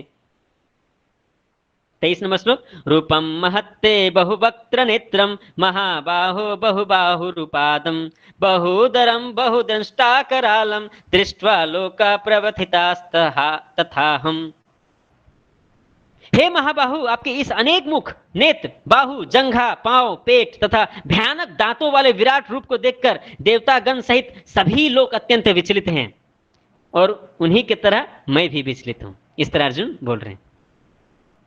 अभी इतना विराट, इतना भयानक विराट रूप है कि सभी कोई डरे हुए हैं और सभी कोई विचलित हैं, और अर्जुन भी अपनी स्थिति को बता रहा है कि मैं भी विचलित हूं। आगे नेक्स्ट गो अहेड। 24 नंबर श्लोक, नभ स्पृशं दीप्तमनेक वर्णम व्यात्ताननं दीप्त विशाल नेत्रम दृष्ट्वा हि त्वां प्रव्यथितांतरात्मा धृतिं न विन्दामि समं च विष्णु। हे सर्वव्यापी विष्णु, नाना ज्योतिर्मय रंगों से युक्त आपको आकाश का स्पर्श करते हुए मुख फैलाए और बड़ी बड़ी चमकती आंखें निकाले देखकर भय से मेरा मन विचलित है। मैं ना तो धैर्य धारण कर पा रहा हूं, ना मानसिक संतुलन ही पा रहा हूं। अभी कृष्ण के इस विराट रूप को देख करके अर्जुन इतना डर गया है कि उसका मानसिक संतुलन ही खो बैठा है, अभी पूरी तरह से विचलित है वो। इसलिए वो प्रार्थना कर रहा है कृष्ण से, कृपया आप शांत हो जाइए। तो आगे के श्लोक में बताते हैं, 25 नंबर श्लोक में वो प्रार्थना करते हैं, द्रष्टा करालानि चते मुखानि दृष्टेव कालानल सन्निभानि दिशो न जाने न लभे च शर्म प्रसीद देवेश जगन्निवास। हाँ, ये हो गया। हे देवेश, हे जगन्निवास, आप मुझ पर प्रसन्न हो। अभी प्रार्थना कर रहे हैं, मैं इस प्रकार से आपके प्रलयाग्नि स्वरूप मुखों को तथा विकराल दांतों को देखकर अपना संतुलन नहीं रख पा रहा हूं। मैं सब ओर से मोहग्रस्त हो रहा हूं। देखिए आप पिक्चर में देख भी रहे हो ना, मुंह से आग निकल रहा है ना। तो यह विराट रूप बहुत ही खतरनाक है। तो उसको देख करके दंडवत प्रणाम करके अर्जुन कहते हैं कृपया आप प्रसन्न होइए, आप गुस्सा मत कीजिए। हाँ, जैसे यहाँ से हम कुछ उदाहरण ले सकते हैं, नरसिंह देव जब प्रकट हुए थे तब इस तरह गुस्साए हुए थे, लेकिन उसमें इतना बड़ा विराट रूप नहीं था, एक ही थे नरसिंह देव। तो यहाँ पर क्या स्थिति आप समझिए।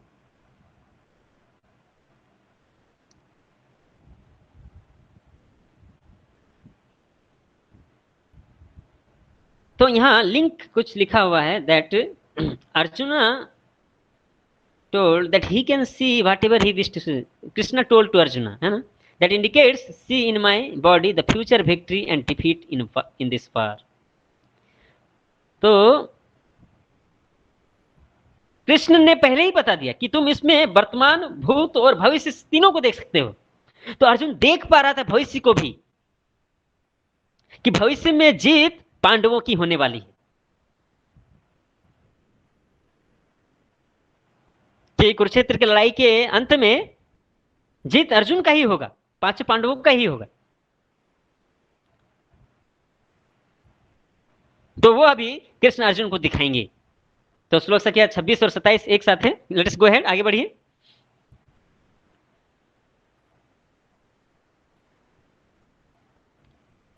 तो अभी देखते हैं कि कैसे जीत और हार हो रहा है। वो अर्जुन वो दिखाई देगा अभी, है ना, अर्जुन को। अमी च त्वां दृष्ट राष्ट्रस्य पुत्र सर्वे सहेवा निपाल संघे भीष्मो द्रोण सुत पुत्रस्तथासो सहास्मदीयेरपि योध मुख्ये वक्त्राणि ते त्वर्मनवि सन्ति द्रष्टा करालानि भयानकानि केचिद् विलग्ना दशनान्तरेषु संदृश्यन्ते चूर्णितैरुत्तमांगे। धृतराष्ट्र के सारे पुत्र अपने समस्त सहायक राजाओं सहित तथा भीष्म, द्रोण, कर्ण एवं हमारे प्रमुख योद्धा भी आपके विकराल मुख में प्रवेश कर रहे हैं। उनमें से कुछ के सिरों को तो मैं आपके दांतों के बीच में चूर्णित होता हुआ देख रहा हूं। तो विराट रूप इतना बड़ा है कि सारे कौरव पक्ष के जितने भी सेना है सब उनके मुख में समा रहे हैं। और केवल कौरव पक्ष के नहीं, अर्जुन बोल रहे हमारे पक्ष के भी बहुत सारे राजा और सेना जो है आपके मुख में समा रहे हैं। और विराट रूप इतना बड़ा है कि उनके दांत इतने बड़े बड़े हैं कि जब वो लोग प्रवेश कर रहे हैं तो उनका सिर जो है 2 दांतों के बीच में फंस जा रहा है और वो अटक जा रहे हैं। ऐसा ही वर्णन कर रहे हैं अर्जुन। तो सारे सैनिक नष्ट हो रहे हैं, भीष्म और द्रोण भी मारे जाएंगे, पहले ही देख पा रहे अर्जुन। और कर्ण भी। अर्जुन के पक्ष में जो महान योद्धा हैं उसमें से भी, महान योद्धा में से भी बहुत सारे मारे जाएंगे और कुछ ही केवल बचेंगे, वो दिखाई दे रहा है वहां पर। ओके, आगे बढ़ते हैं। 28 नंबर श्लोक। यथा नदीनां बहवोऽम्बुवेगा समुद्रमेवाभिमुखा द्रवन्ति तथा तवामि नरलोकवीरा विसन्ति वक्त्राण्यभिविज्ज्वलन्ति। जिस प्रकार नदियों की अनेक तरंगे समुद्र में प्रवेश करती हैं, उसी प्रकार ये समस्त महान योद्धा भी आपके प्रज्वलित मुखों में प्रवेश कर रहे हैं। और मुख तो एक नहीं है ना, अनेक मुख हैं, अनंत मुख हैं, हर मुख में प्रवेश कर रहे हैं। तो इस तरह यहां यह क्लेरिफाई किया जा रहा है कि विनाश निश्चित है। अगर अर्जुन युद्ध न करे तो भी विनाश निश्चित है, वो पहले से ही दिख रहा है। आगे जैसे यहां उदाहरण दिया गया, जैसे नदियां जो है समुद्र में प्रवेश करती हैं प्रवाह के साथ, उसी तरह ये सारे मनुष्य, सारे सेना, दोनों पक्ष के सेना उसी तरह से उस विराट रूप के मुंह में प्रवेश कर रहे हैं। दूसरा एग्जाम्पल दिया गया आगे के श्लोक में, जैसे एक फटिंगा होता है वो आग में प्रवेश करता है। 29 नंबर श्लोक। यथा प्रदीप्तम ज्वलनम पतंगा विसन्ति नासाय समृद्ध वेगा तथैव नासाय विसन्ति लोका तवापि वक्त्राणि समृद्ध वेगा। मैं समस्त लोगों को पूर्ण वेग से आपके मुख में उसी प्रकार प्रविष्ट होते देख रहा हूं जिस प्रकार से पतिंगे अपने विनाश के लिए प्रज्वलित अग्नि में कूद पड़ते हैं। आप लोग देखे होंगे ये चीज, फटिंगा जो होता है उसको रोशनी से बहुत लगाव होता है। जहां भी रोशनी मिलता है वो उधर ही दौड़ता है। अब कहीं आग जल रहा हो तो वहां भी रोशनी होता है और वहां पर वो छलांग लगा देता है और अपना मृत्यु को आमंत्रण देता है। उसी तरह से ये सारे मनुष्य आपके विराट रूप के मुंह में प्रवेश कर रहे हैं। फिर आगे 30 नंबर श्लोक में बताते हैं अर्जुन कि मैं आपको उस काल के रूप में देख रहा हूं जो सबको नाश करने के लिए आए हैं।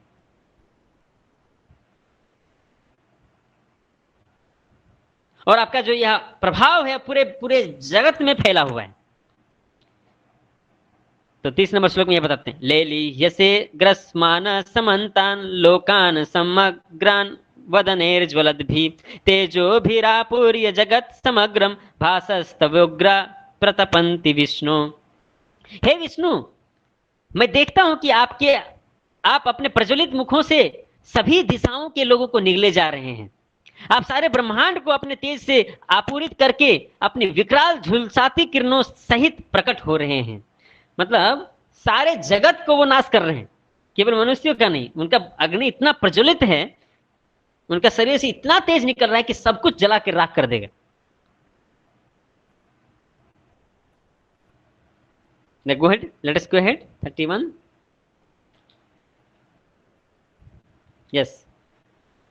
तो 31 नंबर श्लोक में फिर पूछते हैं, इतना डरे रहते हैं तो पूछते हैं भगवान से कि आप कौन है, मुझे बताइए, मैं समझ नहीं पा रहा हूं आपको, आपका क्या मकसद है, आप क्यों यहां पर आए हैं। इस तरह से अर्जुन पूरी तरह से कंफ्यूज हो जाता है। तो 31 नंबर श्लोक में वो पूछते हैं, आख्या ही मे को भवानुग्ररूपो नमोस्तु ते देववर प्रसीद विज्ञातुमिच्छामि भवन्तमाद्यं नहि प्रजानामि तव प्रवृत्तिम। हे देवेश, कृपा करके मुझे बतलाइए कि इतने उग्र रूप में आप कौन हैं। मैं आपको नमस्कार करता हूं, कृपया करके मुझ पर प्रसन्न हो। आप आदि भगवान हैं, मैं आपको जानना चाहता हूं क्योंकि मैं यह नहीं जान पा रहा हूं कि आपका प्रयोजन क्या है, आपका उद्देश्य क्या है।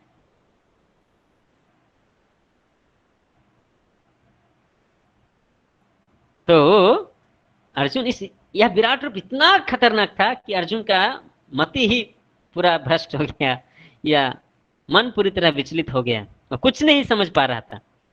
कौन है आप, क्यों आए हैं यहाँ पर, क्या मकसद है आपका। तो इस तरह से वो प्रश्न करने लगा। अब उस प्रश्न का उत्तर में अभी वो विराट रूप बोल रहे हैं, काल रूप में, उसको अभी देखना है। 32 नंबर श्लोक, let us go ahead. I am time the destroyer, ultimate destroyer of everything. Shri भगवान उवाच कालोस्मि लोक क्षयकृत् प्रविद्धो लोकान् समाहर्तुमिह प्रवृत्त ऋत्तेऽपि त्वां न भविष्यन्ति सर्वे ये स्थिता प्रत्यनिकेषु योधा। श्री भगवान ने कहा, समस्त जगतों को विनष्ट करने वाला मैं काल हूं और मैं यहां समस्त लोगों का विनाश करने के लिए ही आया हूं। तुम्हारे यानी कि पांडवों के सिवा दोनों पक्षों के सारे योद्धा मारे जाएंगे। पहले ही बता दे रहे हैं वो रट्टू, केवल पांडव बचेंगे, बाकी सब का विनाश होगा। यहां तक कि पांडवों के पक्ष में भी जितने सेना है उनका भी विनाश होगा।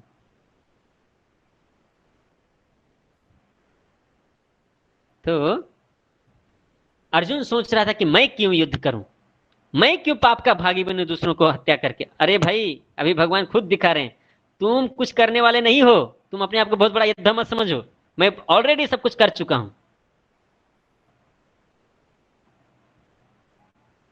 So don't worry, stand up and fight. और आगे भगवान कहते हैं, let's go ahead,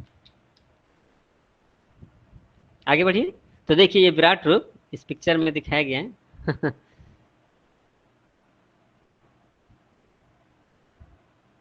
The devotee willingly chooses to be controlled by Krishna. He becomes Krishna's direct instrument.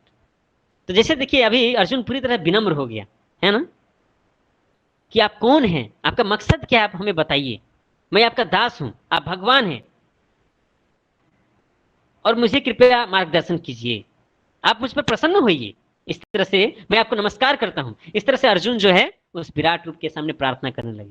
तो जो भगवान के भक्त होते हैं इस तरह से भगवान को समर्पण करते हैं, भगवान से विमुख नहीं होते हैं कभी वो, भगवान के ऐश्वर्य को देख करके, भगवान की महानता और शक्ति को देख करके वो भगवान से दूर नहीं जाते, वो भगवान के और समीप आकर के उनको सरेंडर करते हैं, उनके चरणों में समर्पण करते हैं।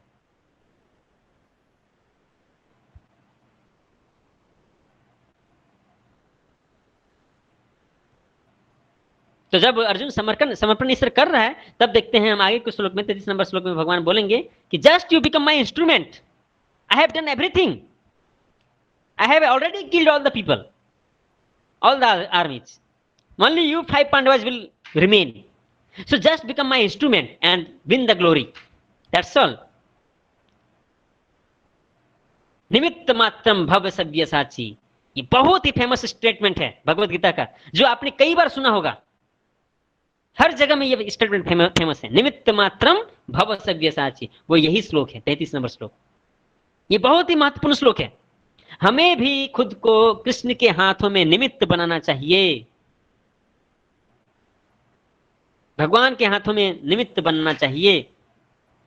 जैसे कठपुतला होता है ना, उसको कठपुतला का खेल ऐसे तो हम लोग भी नहीं देखे हैं, पहले के जमाने में हुआ करता था, टीवी सीरियल्स में, पुराने टीवी सीरियल्स में आप देखेंगे तो कठपुतली में जो गुड्डे गुड्डियां होती हैं वो क्या अपने से खेलती हैं क्या? नहीं, उसको तो नचाने वाला कोई और ऊपर में होता है, ऊपर से वो नचाने वाला होता है। उसी तरह से अगर हम खुद को भगवान के हाथों की कठपुतलियां बना दें तो हमारा जीवन सार्थक हो जाएगा। नचाने वाले तो ऊपर वाले भगवान हैं, और अगर हम भगवान के ताल में ताल बैठाएंगे तो अच्छा सुर निकले। वही चीज अभी ये काल रूप अभी अर्जुन को बताने वाले हैं 33 नंबर श्लोक में। तस्मात् उत्तिष्ठ यशो लभस्व जित्वा शत्रुन् भुङ्क्ष्व राज्यं समृद्धं मयेवेते निहता पूर्वमेव निमित्तमात्रं भव सव्यसाचिन्। अतः उठो, लड़ने के लिए तैयार हो और यश को अर्जित करो, अपने शत्रुओं को जीत कर संपन्न राज्य का भोग करो। ये सब मेरे द्वारा पहले ही मारे जा चुके हैं, और हे सव्यसाची, तुम तो युद्ध में केवल निमित्त मात्र हो सकते हो। तो निमित्त बनने के लिए भगवान प्रेरणा देते हैं, केवल कारण मात्र बनो। मैं तो मार चुका हूं ऑलरेडी, तुमको केवल ड्रामा करना है बस।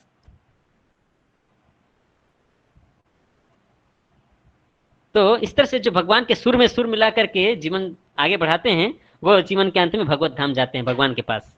और जो भगवान के सुर में सुर नहीं मिलाते हैं, जो भगवान के भक्त नहीं होते हैं, वो केवल भगवान से अलग होकर इंडिपेंडेंट रहना चाहते हैं और भोग करना चाहते हैं, इंद्रिय भोग करना चाहते हैं।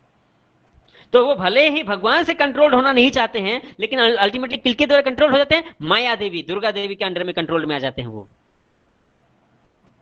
किसी न किसी के तो कंट्रोल में रहना पड़ेगा, किसी न किसी के अधीन रहना पड़ेगा। चाहे आप भगवान के अधीन रहिए, भगवान का भक्त बन करके, और अगर वो पसंद नहीं है तो फिर माया देवी के अधीन रहना पड़ेगा, और त्रिताप झेलना पड़ेगा, आध्यात्मिक क्लेश, आदि भौतिक क्लेश और आध्यात्मिक क्लेश। दुर्गा का त्रिशूल होता है ना, त्रिशूल, वो 3 तरह का क्लेश वहां से मिलता है हमें। तो डिसीजन इंडिविजुअल को लेना है कि क्या हम भगवान का भक्त बने या ना बने।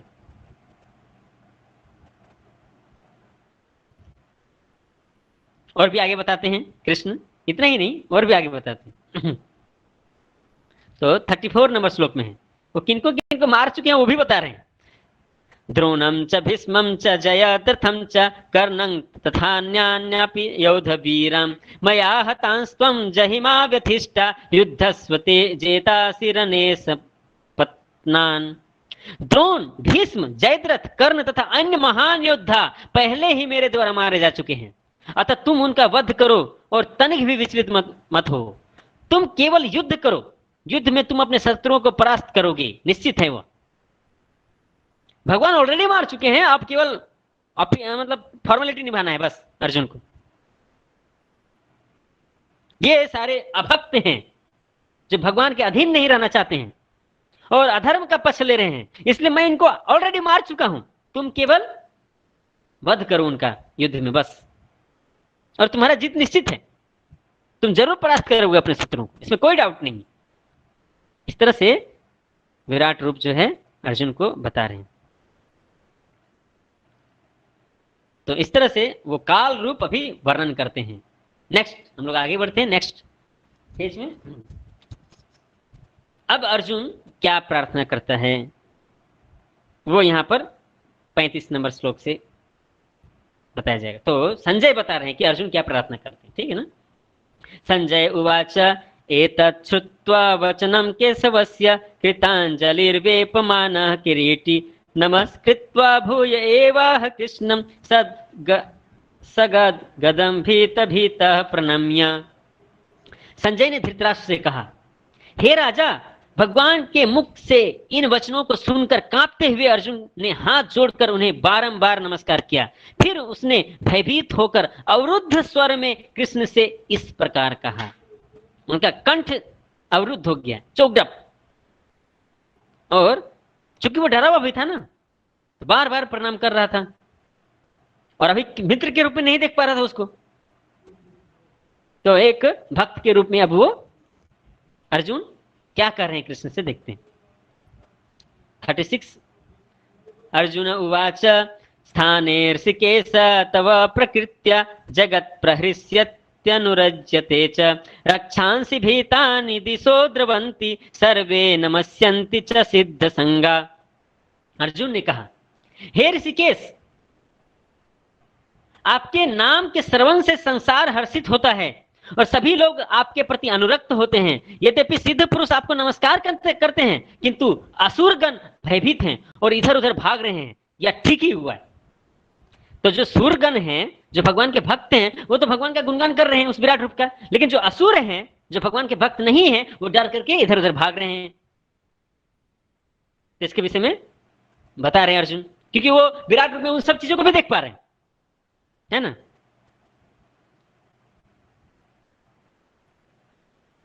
आगे 37 में कस्माच्च तेन नमैरन्महात्मन् गरीयसे ब्रह्मणोऽप्यादिकर्त्रे अनंत देवेश जगन्निवास त्वमक्षरं तत्परं यत्।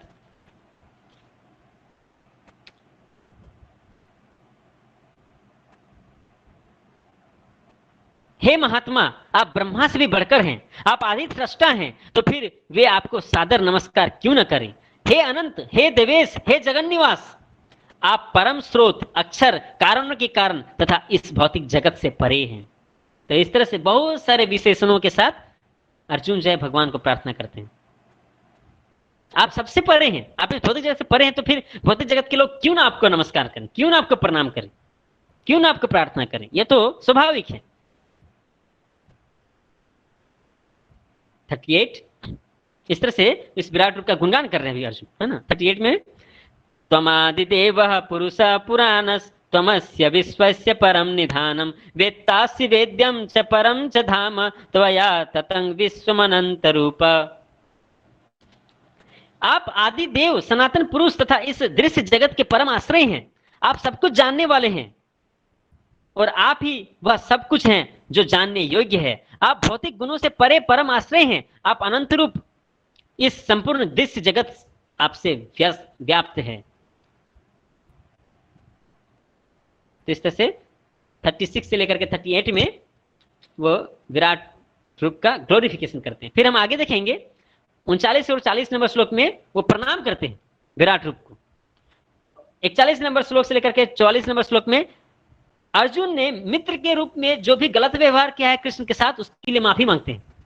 और 45-46 नंबर श्लोक में फिर डर करके अर्जुन कहते हैं कि अब मैं इस रूप को नहीं देख सहन कर पा रहा हूं, कृपया आप चतुर्भुज विष्णु रूप को दिखाइए और द्विभुज, है ना, कृष्ण रूप में फिर वापस आ जाइए। तो इस तरह से आगे चर्चा किया जाएगा। तो अभी हम लोग 39 नंबर श्लोक में चलते हैं। अभी लेट्स गो अहेड,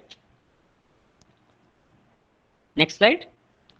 वायुर्यमोऽग्निर्वरुण शशांक प्रजापतिस्त्वं प्रपितामहश्च नमो नमस्तेस्तु सहस्रकृत्वा पुनश्च भूयोऽपि नमो नमस्ते।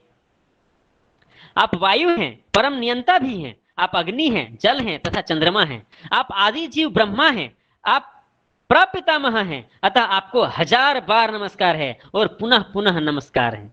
रिपीटेडली प्रणाम कर रहे हैं, नमस्कार कर रहे हैं। तो भगवान को वायु कहा गया। क्यों?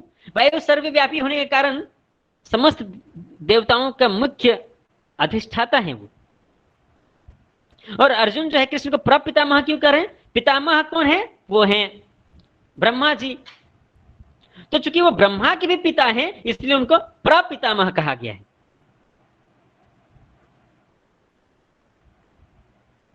आगे 40 नंबर श्लोक में, नमः पुरस्तादथ पृष्ठतस्ते नमोस्तु ते सर्वत एव सर्व अनंत वीर्यामित विक्रमस्त्वं सर्वं समाप्नोसि ततोसि सर्वः। आपको आगे पीछे चारों ओर से नमस्कार है। हे असीम शक्ति, आप अनंत पराक्रम के स्वामी हैं, आप सर्वव्यापी हैं, अतः आप सब कुछ हैं। इस तरह से अर्जुन चारों ओर से, आगे पीछे दाएं बाएं ऊपर नीचे सब तरफ से प्रणाम कर रहे हैं उस विराट रूप को, है ना, क्योंकि वो सर्वव्यापी हैं। इसीलिए वह स्वीकार करते हैं कि आप सभी पराक्रमियों से भी अधिक पराक्रम बलशाली हैं, आप स्वामी हैं।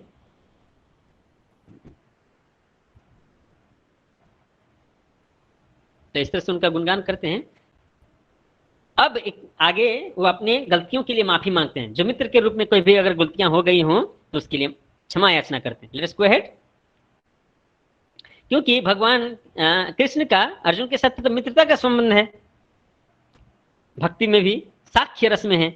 इसलिए साख्य रस में क्या होता है, मित्र एक दूसरे से लड़ाई झगड़ा करते हैं, खेलते कूदते हैं, एक साथ इंजॉय भी करते हैं। तो जो इंजॉय करना तो ठीक है, खेलना कूदना ठीक है, लेकिन लड़ाई झगड़ा करते हैं तो वो तो अपराध हो गया। अभी ऐसा लग रहा है अर्जुन को कि मैंने अपराध कर दिया है, तो उसके लिए वो माफी मांगते हैं।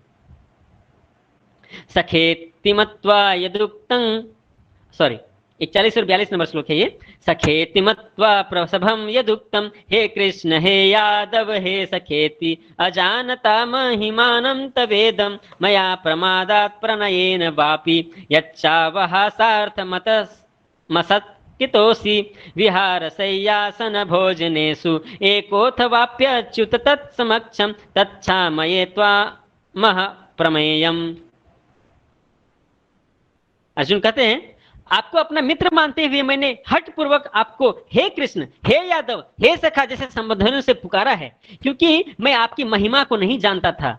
मैंने मूर्खतावश या प्रेमवश जो कुछ भी किया है, कृपया उसके लिए मुझे क्षमा कर दें। यही नहीं, मैंने कई बार आराम करते समय एक साथ लेटे हुए या साथ साथ खाते या बैठे हुए, कभी अकेले तो कभी अनेक मित्रों के समक्ष आपका अनादर किया है। हे अच्युत, इन समस्त अपराधों को क्षमा कर दें। तो मित्र में तो हंसी मजाक चलता ही रहता है, लेकिन अभी मित्र का तो संबंध नहीं रहा। अभी तो वो देख रहे हैं कि विराट रूप परमपिता परमेश्वर हैं, भगवान हैं। तो वो उन सभी गलतियों के लिए माफी मांगते हैं।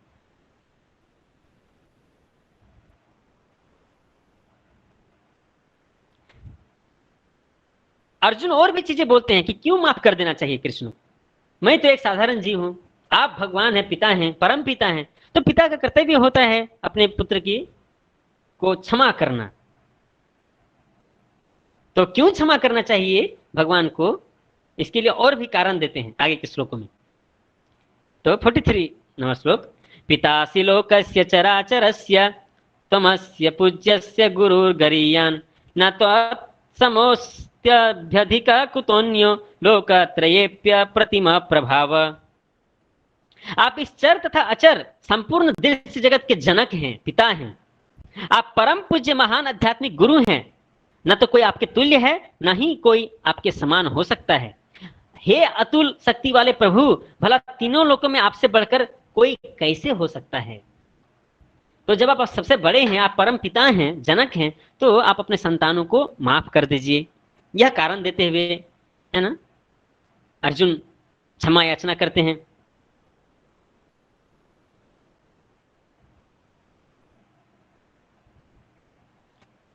तो कृष्ण की इंद्रियां और कृष्ण के आत्मा दोनों में कोई अंतर नहीं है। कृष्ण का शरीर और आत्मा सब कुछ आध्यात्मिक है पूरी तरह से। जैसे हमारे लिए हमारा शरीर भौतिक है, नाशवान है, आत्मा जो है सच्चित आनंद से बना हुआ है। लेकिन कृष्ण के केस में ऐसा नहीं है, कृष्ण के साथ ऐसा नहीं है। उनका शरीर भी पूरी तरह दिव्य है।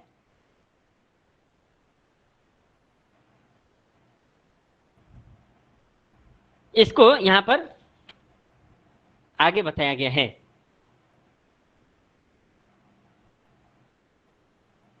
प्रपात खास करके इसकी व्याख्या करते हैं तात्पर्य में, न तस्य कार्यम करणम च विद्यते, कृष्ण के लिए कोई कार्य निर्धारित नहीं है, क्योंकि उनकी इंद्रियां, उनका शरीर पूरी तरह, उनका मन, बुद्धि, अहंकार और स्वयं आत्मा पूरी तरह आध्यात्मिक है। कृष्ण और कृष्ण के शरीर, इंद्रियों, मन, बुद्धि में कोई अंतर नहीं है।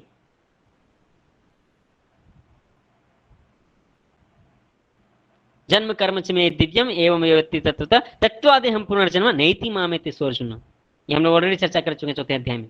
कृष्ण का जन्म और कर्म दिव्य है। चैतन्य चरितामृत में बताया गया, एकले ईश्वर कृष्ण आर सब अभिर्त्य, केवल एक कृष्ण ही ईश्वर हैं, बाकी सभी उनके दास हैं। तो समस्त कारणों के कारण है, सर्व कारण कारणम। आगे और भी अर्जुन कहते हैं क्यों माफ करना चाहिए उनको, 44 नंबर श्लोक में, तस्मात् प्रणम्य प्रणिधाय कायम प्रसादये त्वाम हमी समीड्यम पितेव पुत्रस्य सखेव सख्यु प्रियः प्रिया यार हसी देव सोढ़ुम। आप प्रत्येक जीव द्वारा पूजनीय भगवान हैं, मैं अतः गिर कर सादर प्रणाम करता हूं और आपकी कृपा की याचना करता हूं। जिस प्रकार पिता अपने पुत्र की ढिठाई सहन करता है, या मित्र अपने मित्र की धृष्टता सह लेता है, या प्रिया अपनी प्रिया का अपराध सहन कर लेता है, उसी प्रकार आप कृपा करके मेरी त्रुटियों को सहन कर लें।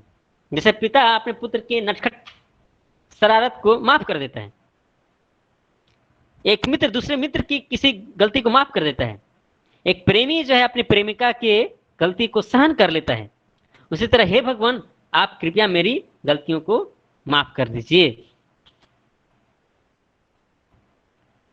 तो संबंध अलग अलग संबंध में बताया गया है, पिता पुत्र का संबंध, पति पत्नी का संबंध, मित्र का संबंध, उसमें हर जगह एडजस्टमेंट है, एक्सक्यूज है, माफ कर देना। तो यह यहां पर भी अर्जुन कह रहे हैं कि कृपया आप हमें भी माफ कर दीजिए। तो इस तरह से हम देखते हैं कि कितने सारे तरह से अर्जुन जो है कृष्ण से माफी मांगता है। अब हम लोग आगे नेक्स्ट लास्ट पार्ट में चलते हैं हम लोग। Let's go ahead. Armed form. तो अभी वो अर्जुन कहते हैं कि कृपया आप इस विराट रूप को परिवर्तित करके चतुर्भुज विष्णु रूप को दिखाइए, और फिर वो द्विभुज कृष्ण रूप में भी आते हैं। तो इसके बारे में यहाँ चर्चा किया गया है। Armed form, go ahead. ऐसे तो कृष्ण के अनेक रूप हैं, हरि अनंत, हरि कथा अनंता, लेकिन कृष्ण जो है ओरिजिनल है। ये हम लोग ऑलरेडी शुरू से ही चर्चा करते आ रहे हैं। सबसे पहले क्लास की बिगिनिंग में ही मैंने बता दिया कि कृष्ण ओरिजिनल है। तो अभी हम यहां पर देखेंगे कि कैसे विराट रूप और विष्णु रूप वो कृष्ण में परिवर्तित हो जाते हैं फिर लास्ट में, यानी कि कृष्ण ही ओरिजिनल है। 45 नंबर श्लोक। अदृष्ट पूर्वम हृषितोस्मि दृष्ट्वा भयेन च प्रवथितं मनो मे तदेव मे दर्शय देव रूपम प्रसीद देवेश जगन्निवास। यहाँ पर अर्जुन बताते हैं कि मुझे डर लग रहा है, अब आप अपने चतुर्भुज विष्णु रूप को दिखाइए। इसका ट्रांसलेशन है, पहले कभी ना देखे गए आपके इस विराट रूप का दर्शन करके मैं पुलकित हो रहा हूं, किंतु साथ ही मेरा मन भयभीत हो रहा है। अतः आप मुझ पर कृपा करें और हे देवेश, हे जगन निवास, अपना पुरुषोत्तम भगवत स्वरूप पुनः दिखाएं। तो पुरुषोत्तम भगवत स्वरूप मतलब वो विष्णु रूप को देखना चाहते हैं, जो परमात्मा के रूप में हृदय में विराजमान है। पुरुषोत्तम भगवत स्वरूप। तो कृष्ण की अर्जुन के द्वारा इस तरह से रिक्वेस्ट करने पर, है ना, अभी कृष्ण जो है उस यूनिवर्सल फॉर्म विराट रूप को फिर से हटा लेंगे और फिर चतुर्भुज विष्णु रूप को दिखाएंगे जो बहुत आनंदमय है, और फिर द्विभुज कृष्ण रूप को अंत में दिखाएंगे, जिस रूप में वहां वो सारथी के रूप में बैठे हुए हैं। और आगे फिर भक्ति मार्ग के विषय में बताते हुए इस अध्याय का अंत होगा। 46 नंबर श्लोक। तो अभी बता रहे हैं कि वो चूंकि डरे हुए हैं, तो इसलिए अर्जुन बोल रहे हैं कि इस विराट रूप को हटाइए और चतुर्भुज विष्णु रूप को दिखाइए। 46 किरीटिनं गदिनं चक्रहस्त इच्छामि त्वां द्रष्टुमहं तथैव तेनेव रूपेण चतुर्भुजेन सहस्रबाहो भव विश्वमूर्ते। हे विराट रूप, हे सहस्रभुज भगवान, मैं आपके मुकुटधारी चतुर्भुज रूप का दर्शन करना चाहता हूँ, जिसमें आप अपने चारों हाथों में शंख चक्र गदा तथा पद्म धारण किए हुए हैं। मैं उसी रूप को देखने की इच्छा करता हूँ। तो देखिए अभी उस विष्णु रूप का दर्शन अर्जुन करना चाहते हैं।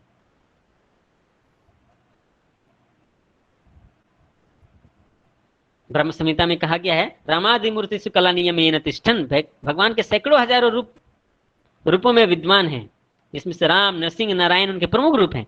लेकिन उसमें से सबसे जो महत्वपूर्ण रूप है वो है कृष्ण। कृष्णस्तु भगवान स्वयं। कृष्ण से ही सभी अवतार आए हैं। और जब इस तरह अर्जुन प्रार्थना करता है कि आप अपने चतुर्भुज विष्णु रूप को दिखाइए, तब फिर भगवान अब चतुर्भुज विष्णु रूप को दिखाएंगे। Now go to the next slide.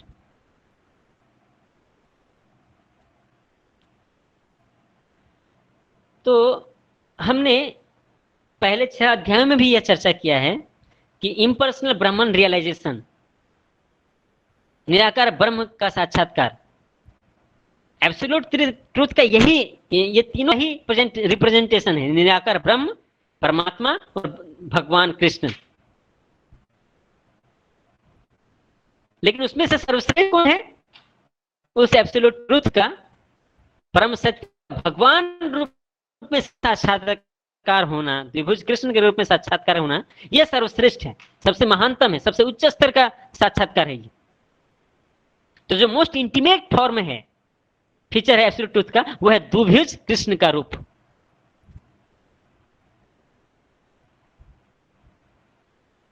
और यह द्विभुज कृष्ण रूप केवल भक्ति के द्वारा ही साक्षात्कार किया जा सकता है, और किसी मार्ग के द्वारा नहीं।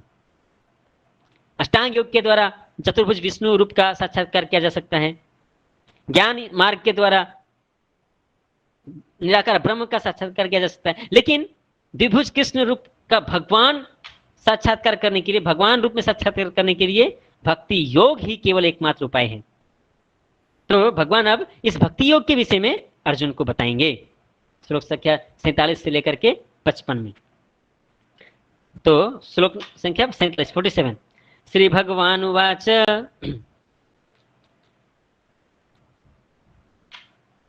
ओके 47 से 49 में पहले भगवान श्री कृष्ण बताते हैं कि यह जो यूनिवर्सल फॉर्म है, विराट रूप है, वह कितना रेयर है, कितना दुर्लभ है।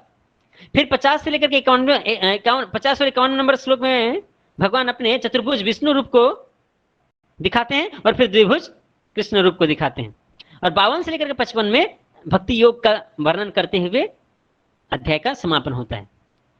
तो भगवान बताते हैं कि यह जो विराट रूप है वो बहुत रेयर है, बहुत दुर्लभ है, सुदुर्लभ है, दूरदर्शनम। और समझिए, जब विराट रूप को देखना इतना दुर्लभ है, तो कृष्ण के द्विभुज रूप को देखना और कितना दुर्लभ होगा। या यूं कहें कि अगर विराट रूप को देखना इतना दुर्लभ है, तो चतुर्भुज विष्णु रूप को देखना कितना दुर्लभ होगा। और उससे भी ऊपर द्विभुज कृष्ण रूप को देखना कितना दुर्लभ होगा, कितना कठिन है। तो इस द्विभुज कृष्ण का साक्षात्कार यह सर्वोत्तम और सर्वश्रेष्ठ है और सुदुर्लभम है, वो बहुत ही कठिन। तो ये सारी चीजें चर्चा की गई हैं। Let's go ahead. 47 श्री भगवान उवाच मया प्रसन्नेन तवार्जुनेदं रूपं परं दर्शिमात्मयोगात् तेजोमयं विश्वमनन्तमाद्यं यन्मे त्वदन्येन दृष्टपूर्वम्। श्री भगवान ने कहा, हे अर्जुन, मैं प्रसन्न होकर अपनी अंतरंगा शक्ति के बल पर तुम्हें इस संसार में अपने इस परम विश्व रूप का दर्शन कराया है। इसके पूर्व अन्य किसी ने इस असीम तथा तेजोमय आदि रूप को कभी नहीं देखा है। देखिए, ये बहुत महत्वपूर्ण है कि अर्जुन से पहले इस विराट रूप का कभी किसी ने दर्शन नहीं किया था। तो अर्जुन को यह विशेष कृपा मिला कि विराट रूप का दर्शन हो। और अर्जुन क्यों देखना चाहता था, ये हम पहले ही चर्चा कर चुके हैं, ताकि यह स्थापित करने के लिए कि कृष्ण ही भगवान है।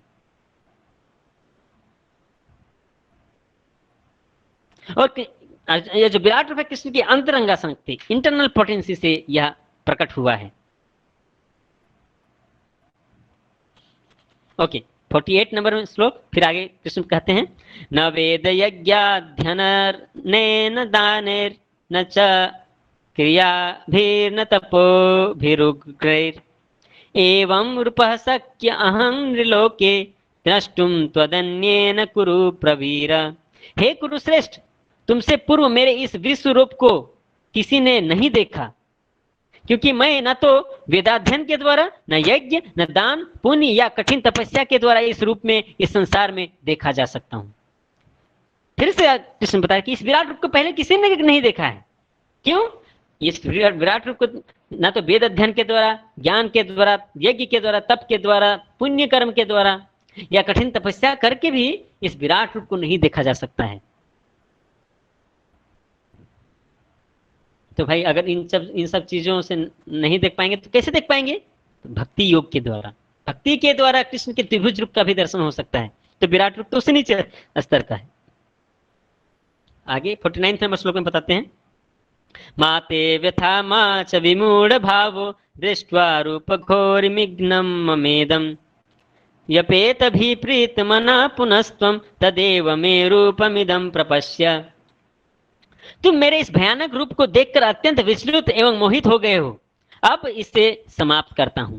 हे मेरे भक्त, तुम समस्त चिंताओं से पुनः मुक्त हो जाओ, तुम शांत चित्त से अब अपना इच्छित रूप देख सकते हो।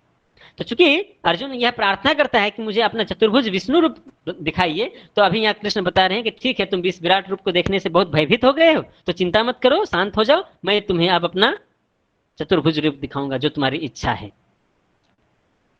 गो अहेड, आगे बढ़ते हैं। तो 50वें नंबर श्लोक में अभी यहाँ संजय बता रहे हैं कि किस तरह से अर्जुन जो है अब, है ना, भगवान का चतुर्भुज विष्णु रूप देखते हैं और द्विभुज कृष्ण रूप भी देखते हैं। तो 50 नंबर श्लोक में संजय उवाच इत्यर्जुन वासुदेवस्तथोक्त्वा स्वकं रूपं दर्श्यामास भूयः आश्वास्यमास च भीतमेनं भूत्वा पुनः सौम्य वपुर्महात्मा। संजय ने धृतराष्ट्र से कहा, अर्जुन के इस प्रकार कहने के बाद भगवान कृष्ण ने अपना असली चतुर्भुज रूप प्रकट किया और अंत में 2 भुजाओं वाले अपना रूप प्रदर्शित करके भयभीत अर्जुन को धैर्य बंधाया। तो देखिए, पहले विराट रूप था, उससे विष्णु रूप, उसके बाद विष्णु रूप में परिवर्तित हुआ और फिर कृष्ण रूप में समा गए। वो विष्णु भी कृष्ण में जाके समा गए, कृष्ण रूप अंतिम है। यानी कि इसका मतलब क्या हुआ, जो विष्णु रूप है या विराट रूप है वो कहां से आया है? कृष्ण से आया है।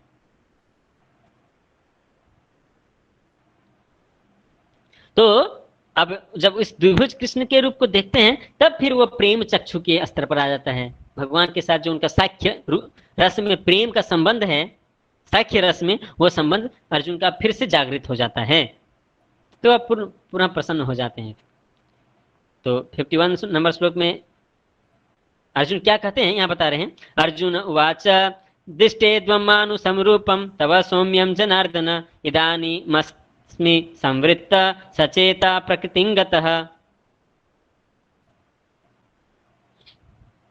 जब अर्जुन ने कृष्ण को उनके आदि रूप में देखा, आदि रूप मतलब कृष्ण रूप में देखा, देखिए यहाँ पिक्चर में भी कृष्ण रूप दिया हुआ है।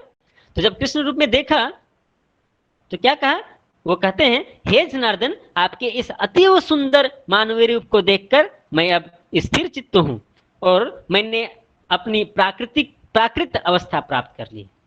तो जब अभी देखिए कृष्ण का रूप कैसा, गैया चराने वाले, है ना, बंसी बजा रहे हैं, सिर पर मोर का पंख है, ये उनका असली रूप है, ओरिजिनल रूप है। और जब उसको मनुष्य के रूप में जब देखते हैं अर्जुन उस रूप को, तब फिर वो पूरी तरह स्थिर चित्त हो जाते हैं। तो देखिए अभी कृष्ण बता रहे थे कि विराट रूप को देखना कितना दुर्लभ है। तो अभी हमको समझना चाहिए कि अगर विराट रूप को देखना इतना दुर्लभ है तो विष्णु रूप देखना कितना दुर्लभतर है, और कृष्ण का द्विभुज रूप देखना कितना दुर्लभतम है, यह हमें समझना चाहिए। तो इसलिए कृष्ण रूप का दर्शन केवल भक्ति योग के द्वारा ही किया जा सकता है और कोई रास्ता नहीं। इसलिए हमें भक्ति योग को गंभीरता से लेना चाहिए, भगवान की भक्ति करनी चाहिए। जब भगवान फिर से इस द्विभुज कृष्ण के रूप में आ जाते हैं तब वो क्या कहते हैं वो आगे के श्लोकों में बताया गया है। 52 नंबर श्लोक। श्री भगवान उवाच सुदूरदर्शमिदं रूपं दृष्टवानसि यन्मम देवा अप्यस्य रूपस्य नित्यं दर्शनकांक्षिणः। श्री भगवान ने कहा, हे अर्जुन, तुम मेरे जिस रूप को इस समय देख रहे हो उसे देख पाना अत्यंत दुष्कर है। यहाँ तक कि देवता भी इस अनंत अत्यंत प्रिय रूप को देखने की ताक में रहते हैं। देखिए, अभी हमने यह पढ़ा ना कि इस विराट रूप को तो देवी देवता देख पा रहे थे, लेकिन यह जो द्विभुज कृष्ण रूप है उसको देवी देवता भी नहीं देख पाते। उसके लिए लालायित रहते हैं उस द्विभुज कृष्ण रूप को देखने के लिए। यानी कि यह द्विभुज कृष्ण रूप जो है वह विराट रूप से भी ज्यादा दुर्लभ है देख पाना, उससे भी ज्यादा श्रेष्ठ है।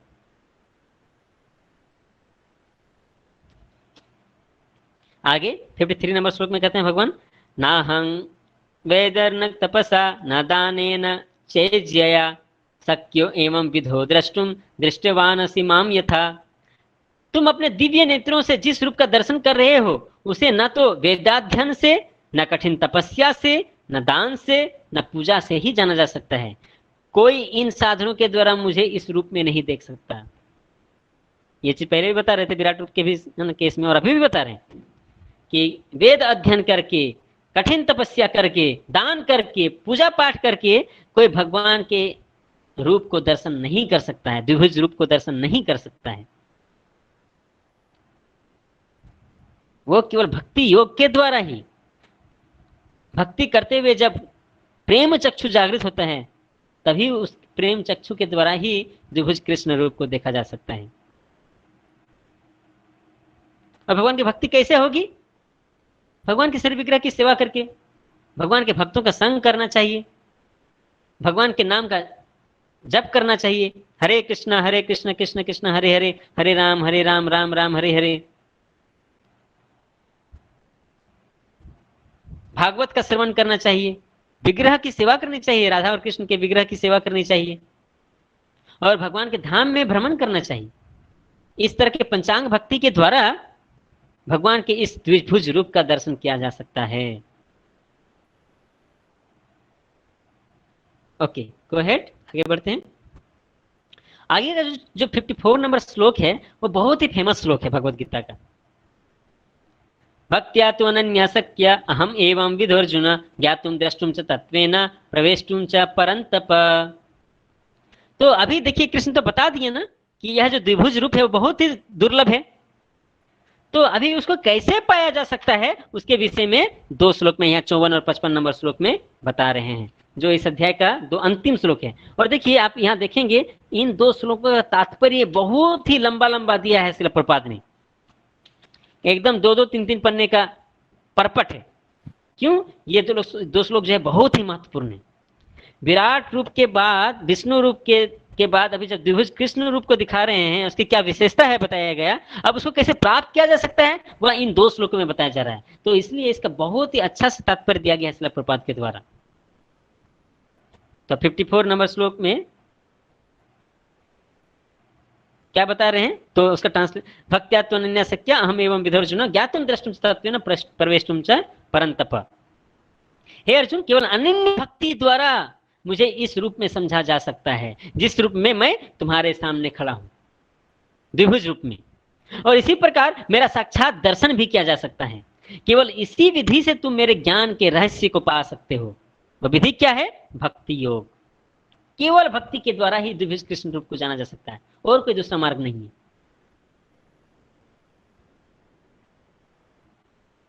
तो इसीलिए हमें भक्ति मार्ग को अपनाना चाहिए। यस्य देवे परा भक्ति यथा देवे तथा गुरु तस्येते कथिता ही अर्थ प्रकाशन्ते महात्मनः। जिसमें भगवान के लिए अविचल भक्ति भाव होता है और इसका मार्गदर्शन गुरु करता है, जिसमें भी उसकी वैसी ही अविचल श्रद्धा होती है, वह भगवान का दर्शन प्रकट रूप में कर सकता है। यह श्लोक श्वेताश्वतर उपनिषद में बताया गया है कि भक्ति योग के द्वारा भगवान के उस द्विभुज रूप का साक्षात्कार किया जा सकता है।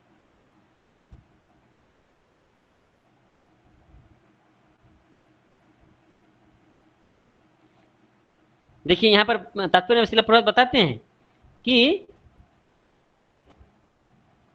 जो अर्जुन को दिखाया गया विराट रूप है वह नश्वर है, भौतिक है, क्योंकि जब इस सृष्टि का नाश होता है तो विराट रूप का भी नाश हो जाता है। इस सृष्टि का प्रलय होता है, नाश होता है, तो विराट रूप का भी नाश हो जाता है। फिर जब सृष्टि का प्रारंभ होता है तो विराट रूप का फिर आविर्भाव होता है। तो यह जो विराट रूप है वो नश्वर है, लेकिन जो चतुर्भुज विष्णु रूप है और द्विभुज कृष्ण रूप है वो नश्वर नहीं, वो शाश्वत है, इटर्नल है, सच्चिदानंद है वो। यह दोनों में भेद है। तो हमें उस कृष्ण की पूजा करनी है, और कृष्ण ही सबसे बड़े महान है, सबसे बड़े भगवान है। ईश्वर परम कृष्ण सच्चिदानंद विग्रह अनादिरादिर गोविंद सर्व कारण कारणम, ब्रह्म संहिता में बताया गया है। भगवान तो कृष्ण है जो सच्चिदानंद रूप है, उनका कोई आदि नहीं है, क्योंकि वे प्रत्येक वस्तु के आदि हैं, वे समस्त कारणों के कारण हैं। तो इस तरह से, और उस कारण, समस्त कारणों के कारण भगवान श्री कृष्ण को कैसे पाया जा सकता है? तो भक्ति के द्वारा, भक्ति योग। यह अल्टीमेटली भगवान श्री कृष्ण अर्जुन को समझा रहे हैं। नेक्स्ट आगे बढ़ते हैं श्लोक संख्या 55 में। तो यह भगवद गीता का सार क्या है? भगवान की भक्ति करना और कृष्ण को पाना, यही है भगवद गीता का सार, जो 55 नंबर श्लोक में बताया गया है। मत कर्म कृण मत परमो मद भक्त संग वर्जित निर्वैर सर्वभूतेषु यः स मामेति पांडव। हे अर्जुन, जो व्यक्ति सकाम कर्मों तथा मनोधर्म के कलमश से मुक्त होकर मेरी शुद्ध भक्ति में तत्पर रहता है, जो मेरे लिए ही कर्म करता है, जो मुझे ही जीवन लक्ष्य समझता है, और जो प्रत्येक जीव से मैत्री भाव रखता है, वह निश्चय ही मुझे प्राप्त करता है। तो क्या क्या क्वालिफिकेशन दिया गया है? कि वह समस्त सकाम कर्मों से मुक्त होता है, नो फ्रूटिव एक्टिविटी। वह मनोधर्म के कलमश से दूर होता है, नो मेंटल स्पेकुलेशन। कर्म और ज्ञान से मुक्ति, छुटकारा, कर्म और ज्ञान से रहित होना,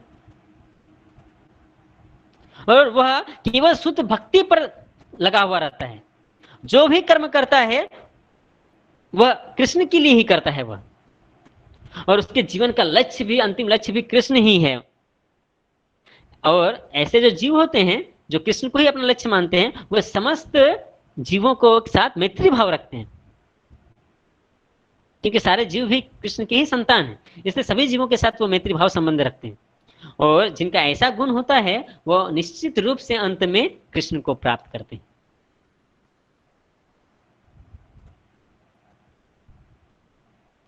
तो कृष्ण की सेवा करना, कृष्ण की भक्ति करना, हमारे पास जो कुछ भी है उसको कृष्ण की सेवा में लगाना। जो कुछ भी टैलेंट्स है, जो कुछ भी चीजें हैं, चाहे वो भले ही भौतिक हो, बाह्य भौतिक जगत की दृष्टि से, लेकिन जब उसे कृष्ण की सेवा में लगाया जाता है तो वह आध्यात्मिक हो जाता है। तो चीजों को नेग्लेक्ट करने से अच्छा है चीजों को कृष्ण की सेवा में लगाना, यही कहलाता है युक्त वैराग्य। वस्तुओं के प्रति अपनी आसक्ति नहीं होनी चाहिए, बल्कि उन वस्तुओं को कृष्ण की सेवा में लगाना चाहिए, तो वह कहलाता है युक्त वैराग्य। अनासक्तस्य विषयान् यथार्हम् उपयुञ्जत निर्बन्ध कृष्ण संबंधे युक्तम वैराग्यम उच्यते।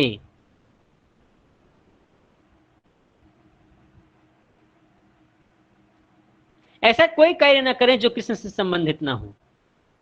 हमें कृष्ण से संबंधित कार्य करना चाहिए, यह कृष्ण कर्म कहलाता है। और भले ही कोई कर्म करता क्यों ना हो, लेकिन उसे फल की चिंता नहीं करनी चाहिए, फल से आसक्ति नहीं होना चाहिए। कर्मण्येवाधिकारस्ते मा फलेषु कदाचन। और जो फल आता है वो कृष्ण को समर्पित करना चाहिए। कर्मण्येवाधिकारस्ते मा फलेषु कदाचन मा कर्म फल हेतु भी माते संगस्तो अकर्मणि।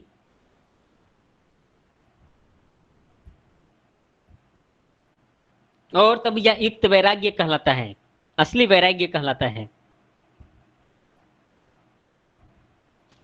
और भक्ति का यही प्रिंसिपल है, युक्त वैराग्य। साधनों को, चीजों को कृष्ण की सेवा में लगाना, जैसे कि सिंपल सी है, हम लोग मोबाइल में भी क्लास कर रहे हैं। मोबाइल तो मटेरियल थिंग है, mobile is a material thing, but when it is utilised in Krishna service then it becomes spiritual. तो जब एक साधारण यंत्र जो पूरी तरह से भौतिक दृष्टि से बना हुआ है, भौतिक चीजों से, वह भी स्पिरिचुअलाइज किया जा सकता है। इसको कहते हैं युक्त वैराग्य।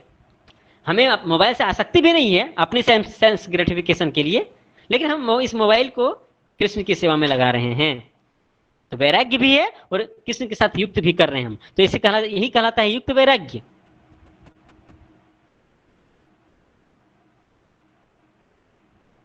तो हमें इस युक्त वैराग्य की कला को अपनाते हुए भगवान की भक्ति करनी चाहिए। और भगवान की भक्ति का सबसे हाई स्टैंडर्ड क्या है, उत्तम भक्ति क्या है, तो उसका विश्लेषण भक्ति रसामृत सिंधु में दिया गया है। अन्याभिलाषिता शून्यम ज्ञान कर्माद्यनावृतम अनुकूल्येन कृष्णानुशीलनम भक्तिरुत्तमा। तो यहाँ पर श्रील रूप गोस्वामी बताते हैं कि यदि कोई अनन्य भक्ति करना चाहता है तो उसे समस्त प्रकार के भौतिक कलमश से मुक्त होना चाहिए। उसे ऐसे व्यक्तियों से दूर रहना चाहिए जो सकाम कर्म और मनोधर्म में आ सकते हैं। ऐसी अवांछित संगति तथा भौतिक इच्छाओं से कलमश से मुक्त होने पर ही वह कृष्ण का ज्ञान का अनुशीलन कर सकता है, जिसे शुद्ध भक्ति कहते हैं।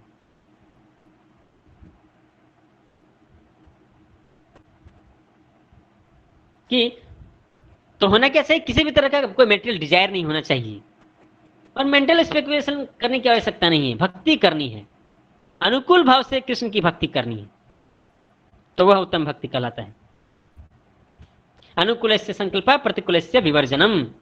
जो भक्ति के लिए अनुकूल है उसको स्वीकार करना, और जो भक्ति के लिए अनुकूल नहीं है उसको रिजेक्ट करना, वर्जित करना, यह हमें ध्यान रखना होगा। तब हम भक्ति मार्ग में आगे बढ़ते हुए शुद्ध भक्ति के स्तर पर आकर के भगवान को पा सकते। That's the purport of 55th number sloka. That's how we come to the conclusion of the today's chapter, Rupa. Thank you very much. Hare Krishna, Hare Krishna, Hare Krishna, Krishna Krishna, Hare Hare, Hare Ram, Ram Ram, Hare Hare.